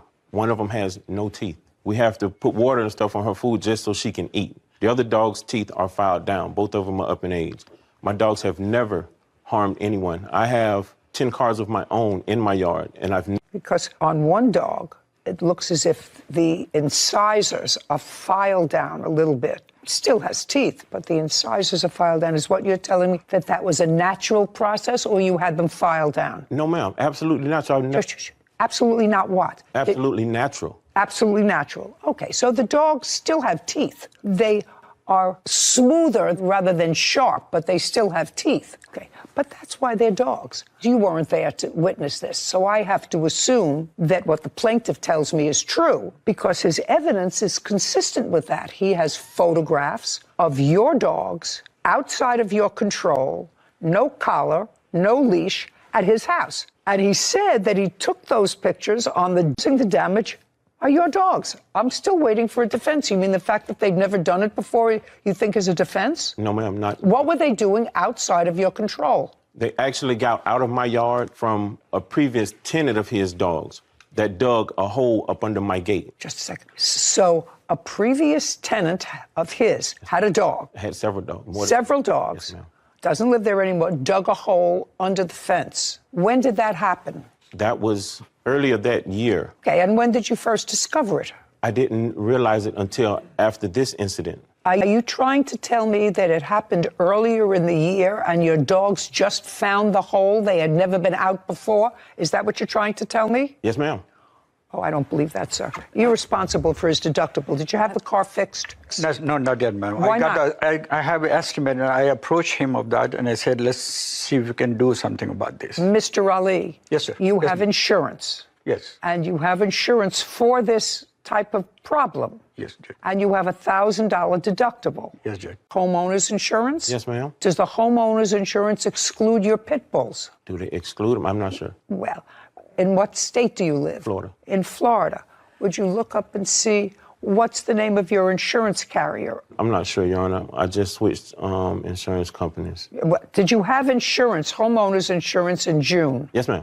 You did? Absolutely. Well, did you inform your insurance company that there was a problem? No, ma'am. Why not? Because I was trying to get an understanding of what was going on. I'm just telling you what's going on. So now you know what's going on. Your dogs caused damage to his car. Most states now exclude certain dogs from their policy. One that's right on top of the... Now you understand. Does your policy exclude your pit bulls? I don't think so. No, ma'am. Well, I don't know, and I don't know how to find that out unless you can give me a definitive answer, Sarah. It depends upon the insurance company. It does.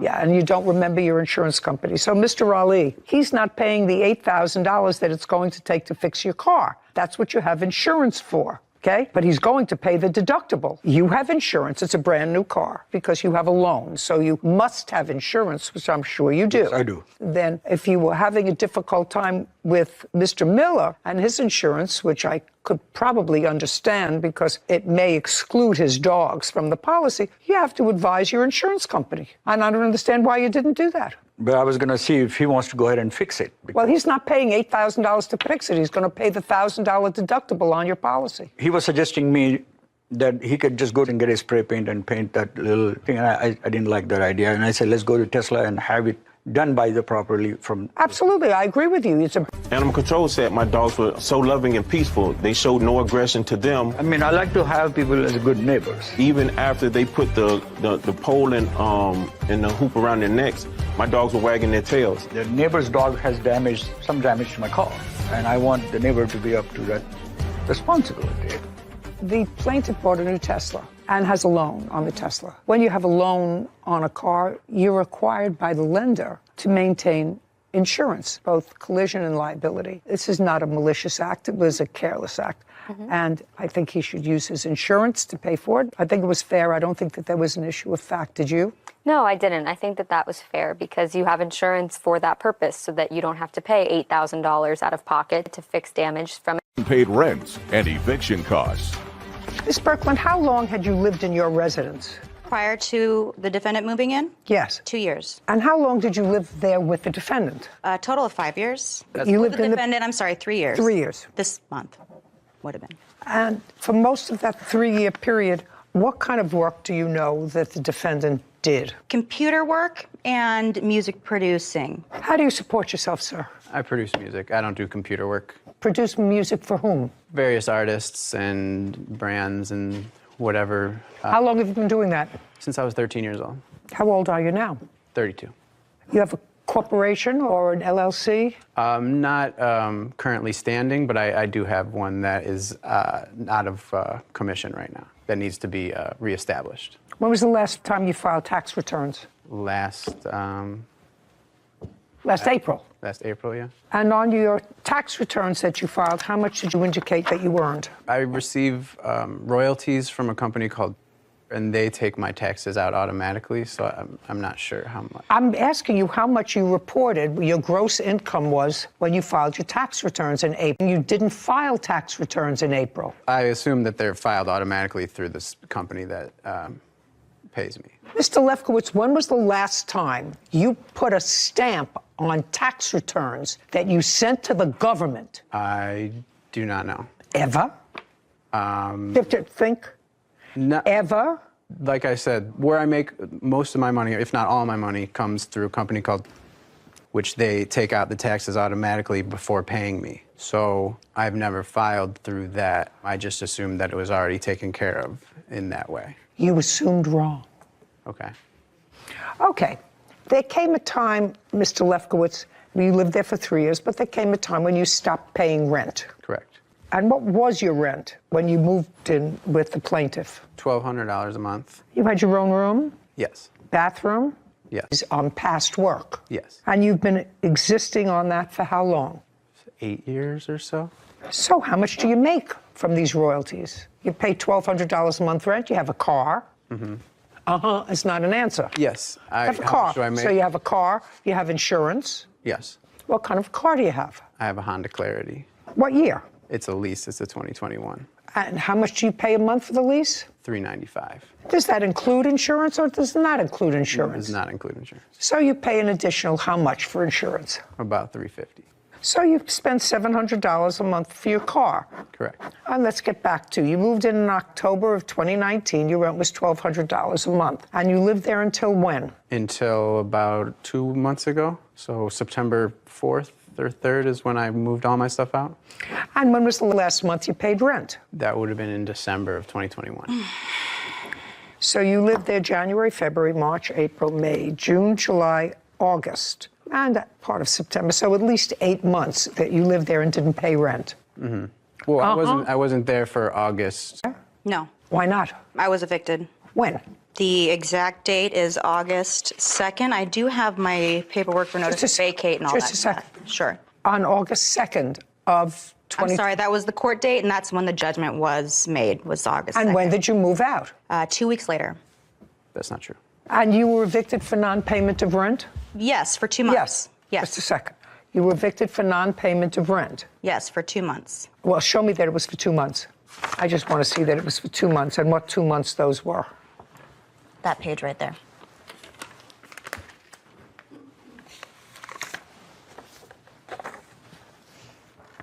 No, you didn't leave until, let's say, September 1st. That sounds more like it.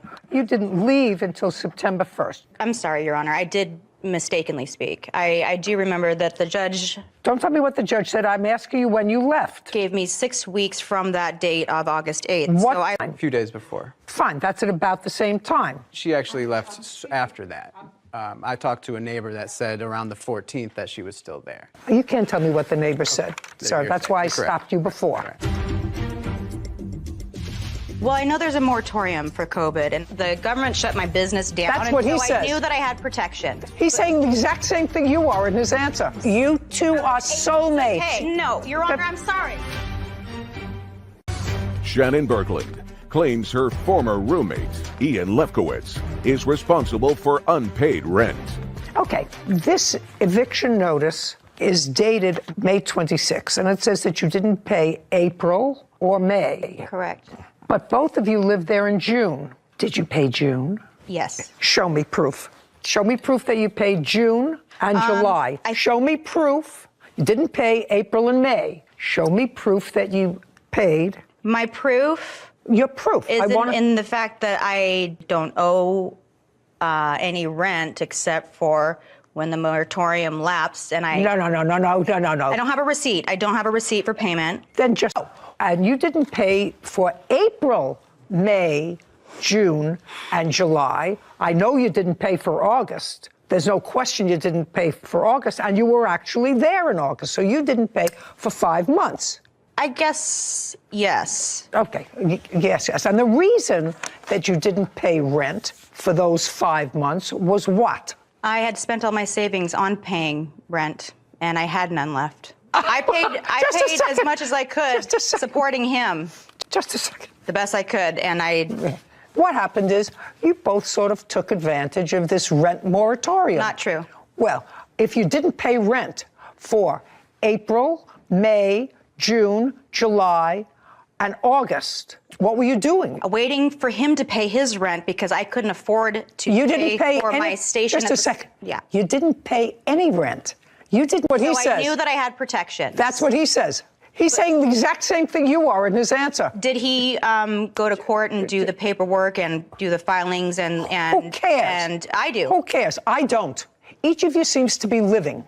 You operate your hair business out of your house. In addition to another business, yes. Whatever. You operate your hair business out of the house. He operates, I don't know what he does, but I know he's 32 years old, supports himself, spends $700 a month on a car, spent for a long time $1,200 a month rent, and can't remember the last year or the last decade that he filed tax returns.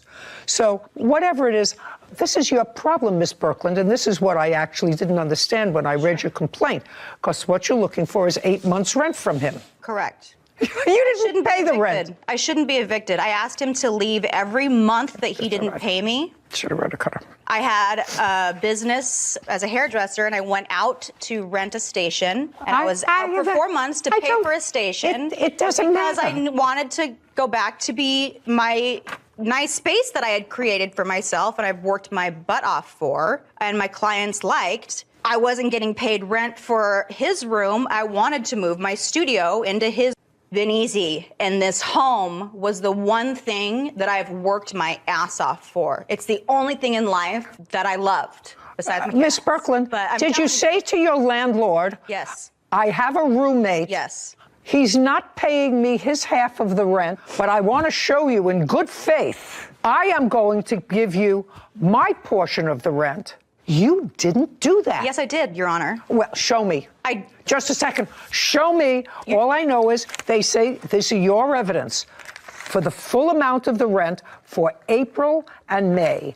And I know you didn't pay June, July, August, and September. I know you didn't pay that. So I'm asking you Just show me some proof, Miss Birkeland, that you said to your landlord, who is also in business, well, we have a rent moratorium. I'm not in any worse position now than before, so I'm just not going to pay rent. Your Honor, I was... Just show me that you made partial payment to the landlord for April, May, June, July, and August. I don't have that because I was protected under the law. Okay, good. And so is he. Case is dismissed. We're finished. One question. Goodbye. Goodbye. Listen, I can prove you two are so. You're just attempted to pay full rent. You two. And I was able to bring my business into the house. You two are soulmates. You both relied. No, Your Honor, I'm sorry. Out. This court is adjourned. Soulmates. You both took advantage of a law, and you both lost. Goodbye. I have nowhere to operate both of my businesses. I created one during COVID. We both exercised our rights under California tenant laws. Which I would have had I had a room that he wouldn't leave. You know, that's just what it is. Every month I pleaded with him. That never happened. I cried, I fought. She never asked me to leave crying, approached me, nothing. If it can be helped, don't have a roommate. Exact same legal loophole that was created during COVID for people who really were struggling and not being able to afford their rent. And now she sues him for doing the exact same thing that she did. So the landlord is really the only one out here. That's correct. Yeah. And if you could write a check to the landlord, that would be fine. But the landlord isn't a party. I have a feeling that there are a lot of very small landlords, you know, not people that own giant buildings, but people who have, you know, their real estate businesses are small. They may have 2 or 3 or 4 apartments that they rent. They maintain them, whatever. She was living there for a while, clearly happy with the situation because she lived there for 5 years. Well, why just not pay your rent if you're still doing hair in the apartment? That's a business. That's what you're doing. He's still collecting his same royalties, which you think somebody else should be reporting on their tax return. Yeah. I don't know. People have to really grow up. I'm getting so... losing my patience so quick. Damages from a motorcycle accident. This is a case that's about an automobile motorcycle collision. Each one of you claims that the other is responsible for the collision. Miss Garcia, you were riding the motorcycle? Yes, ma'am. And you were in your car? Yes. Okay. And this happened on what date? March 21st, 2022, around 3 p.m. In what state? California. In the state of California, are you required to have insurance on a motorcycle? Yes, Your Honor. Just liability? Liability if it's paid for in full, correct. Yes, Your Honor. And were you insured on that date? Yes, Your Honor. And you were driving a car? Yes. And was your car insured on March 21st, 2022? Not at the time. So the answer is no? No. Did you have a valid driver's license on March 21st, 2022? Yes. From what state? California. What kind of car were you driving? A 2011 Nissan Sentra. Was it a new car for you, or did you have it for a while? It's a new car. I purchased it 3 weeks prior to the incident. And if you bought it 3 weeks before, how come you didn't have liability insurance? I was looking for insurance, and plus, at the time, I hadn't received my paperwork. It was still in the other person's name at the used car dealer. Thank you. I have proof that April Tarrant purchased her vehicle February 8th, 2022. She drove uninsured for 41 days, and it was not from a lot. It was from someone off the street. I have the proof for that. I'd like to see it. Yes. Oh, thank you. For $2,050. Well, this car that you registered, the selling price was $2,050, according to this. No, it wasn't. And well, I'm going to show you vehicle and transfer law. This is 2011 Sentra, and it was signed, but it's LLC. That's his company. Okay. So it wasn't off the street, but it said the selling price was $2,000. That's what this says. I don't have my paperwork in my car. Want to show this to her? I just want to get some basic facts first, and then I'm going to go to the incident. But right there. That's yes. Okay, we have a diagram. This happened on March 21st, 3 o'clock in the afternoon. You had no insurance, and you were traveling in the bike lane. No, that is not true. I shared the lane of the car on the right. I would never go into a bike lane that is disrespectful to the road and riders. Just a second. Are you allowed to share a lane with a car and a motorcycle? That is your right, yes. I know Foothill. Is that where you were? Yes, Your Honor. And at a certain time during the day, Foothill becomes very trafficked. Yes. And the cars sometimes get stopped because there's a light, right? Yes, Your Honor. Go over to there, Miss Garcia, and show me, please,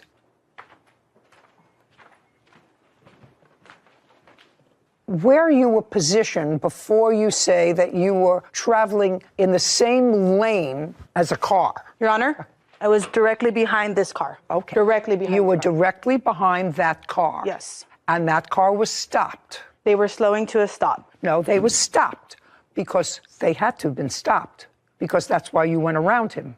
They were slowing to a stop. By the time I got around here, they were stopped. I didn't. Got it, Miss Garcia. You want me to appreciate the fact that you wanted to get around the stopped car and you wanted to continue to go straight, correct? You weren't turning. You wanted to go straight. I was going straight, correct. And so you want me to picture in this tiny mind of mine that instead of going into a perfectly clear bike lane, you inched your way at 25 miles an hour in the same lane as a stopped car. Yes. Right. This diagram, you know, I find that hard to believe, Miss Garcia. Your I Honor, really find that hard to believe. You may be in the right with regard to this, but I find it hard to believe. The roads are very wide. I have the actual police photo document of that. I'd like to see it. Yes, Your Honor.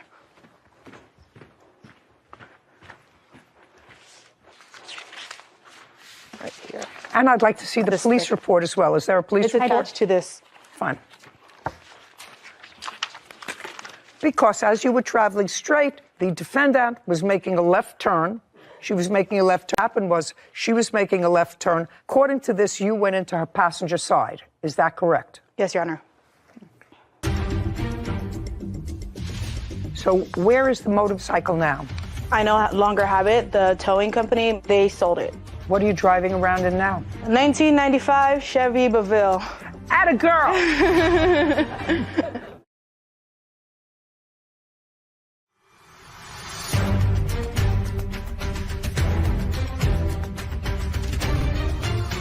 Amari Garcia is accusing fellow motorist April Tarrant of damaging her motorcycle. April claims Amari was illegally driving in the bike lane. Who was in the car with you, Miss Tarrant? My son and his girlfriend. One of them had an injury. Yes. My son's girlfriend, she was in the driver's passenger side. And while I was turning into the lane, I just felt a crash and saw glass going into my car, and then she was cut. Okay, and you had an injury to your knee? Yes, I have several injuries, and I have photos as well. You understand, Miss Tarrant, that the police interviewed witnesses. You were the cause of the collision. That's what it says. And I don't... It says that you caused the collision by violating Vehicle and Traffic Law 218001, failure to yield when making a left turn. I determined the cause based upon the parties involved and the physical evidence. That's what the police determined. Okay, well, then that's an easy, based upon the police report, because each of you were going to tell two different stories about what happened that day. Police were there, they looked at the physical evidence, they looked at the injuries, they looked at the damage to the roadway, they interviewed independent witnesses, and that was their determination. I understand, Judge, but the police report had some inconsistencies where, like, she was driving in the bicycle lane, which is against the law. And what I was doing, I was making the left turn, as you know. And these two front cars, which one of them was a witness. Yes, that car paused to let you make a left turn. Yes, both lanes. And I'm just telling you. No, I know. Yeah, that's what I'm just said. telling you. That's not what this is. That's what you say. There was nothing that prevented those two cars from going. Exactly. There wasn't a traffic light, there wasn't a stoplight at that spot. Yes. And there was heavy traffic. Yes. So it's your responsibility to make sure if you're making a left turn that you have to yield to all oncoming traffic. And so the fact that you didn't see her is really not relevant. And as long as you understand that this police report supports Miss Garcia's claim that you caused this accident by making a left turn when you shouldn't have been making a left turn. That's what this says. And that, You know, at the end of the day, it's an accident. That's why it's not called an on purpose. It's called an accident. Neither one of you anticipated it. As far as I'm concerned, Ms. Carcer, you're entitled to be compensated, but I'm going to suggest this to you. If I'm driving a motorcycle, which I would never do, just for me, I think it's wacky. I think there are enough crazy people driving around that I like about 2,000 pounds of steel around me, so that if somebody who is not paying attention and there's an accident, I like to be safe. My first car, when I was 17, all my friends were getting these cute little cars, you know, that were convertibles, and my father was a boat.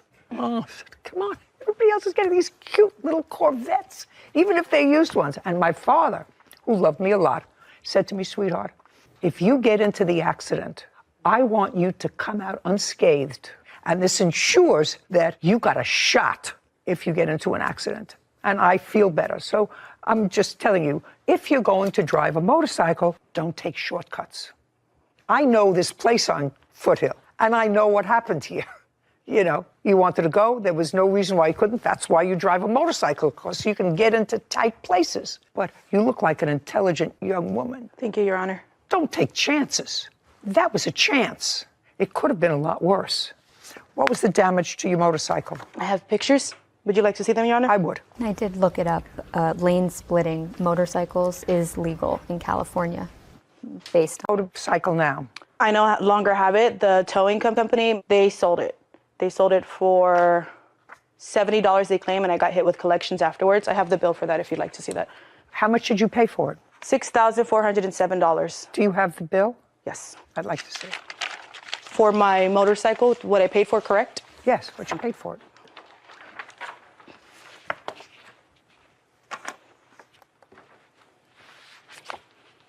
What are you driving around in now? A 1995 Chevy Baville. Atta girl! Atta girl. Okay. I'm giving you the value of the motorcycle. Thank you, Your Honor. Which is $6,407. I'm not splitting whose fault this was, actually, but I'm not awarding you any punitive damages for her.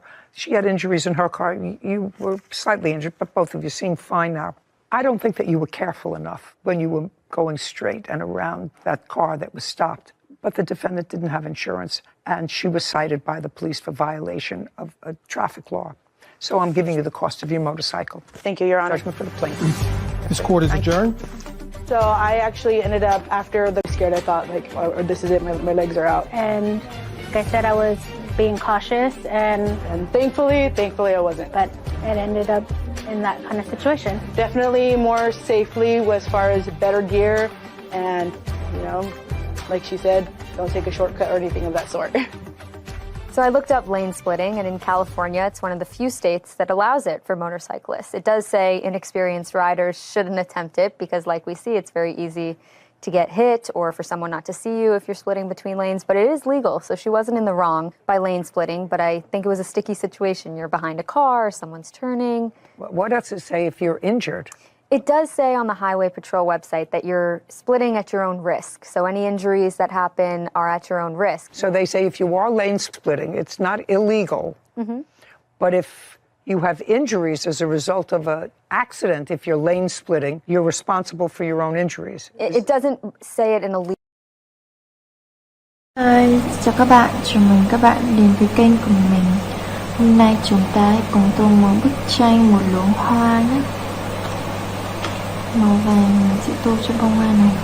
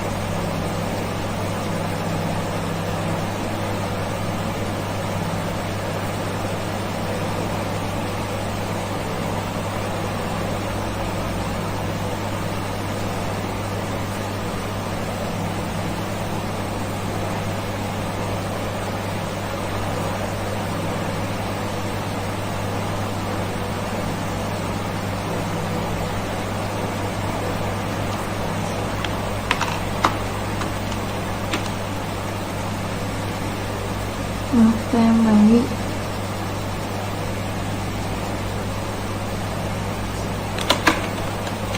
Màu đỏ và bông hoa này.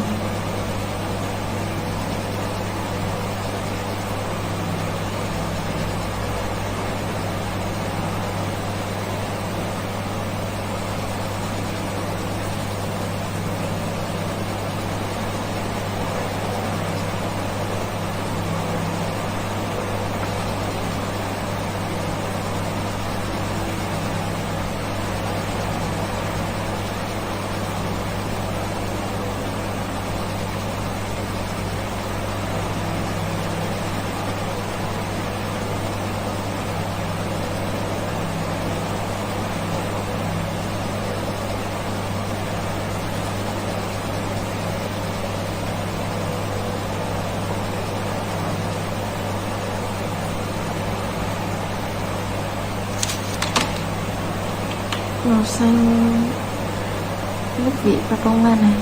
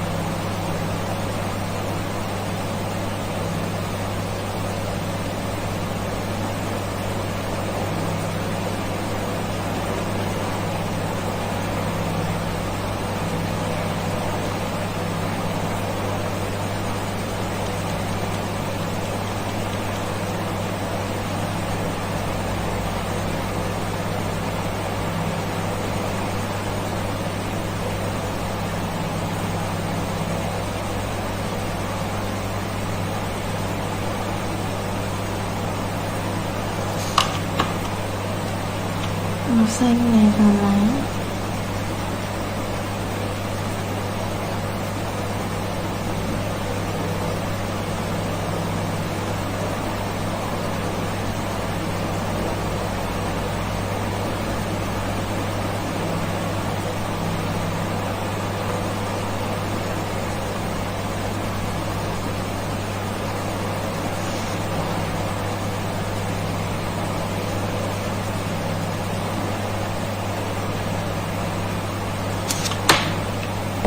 Vậy là chúng ta đã hoàn thành xong bức tranh một luống hoa. Và đây là thành quả ngày hôm nay. Hẹn gặp lại các bạn ở những video tiếp theo.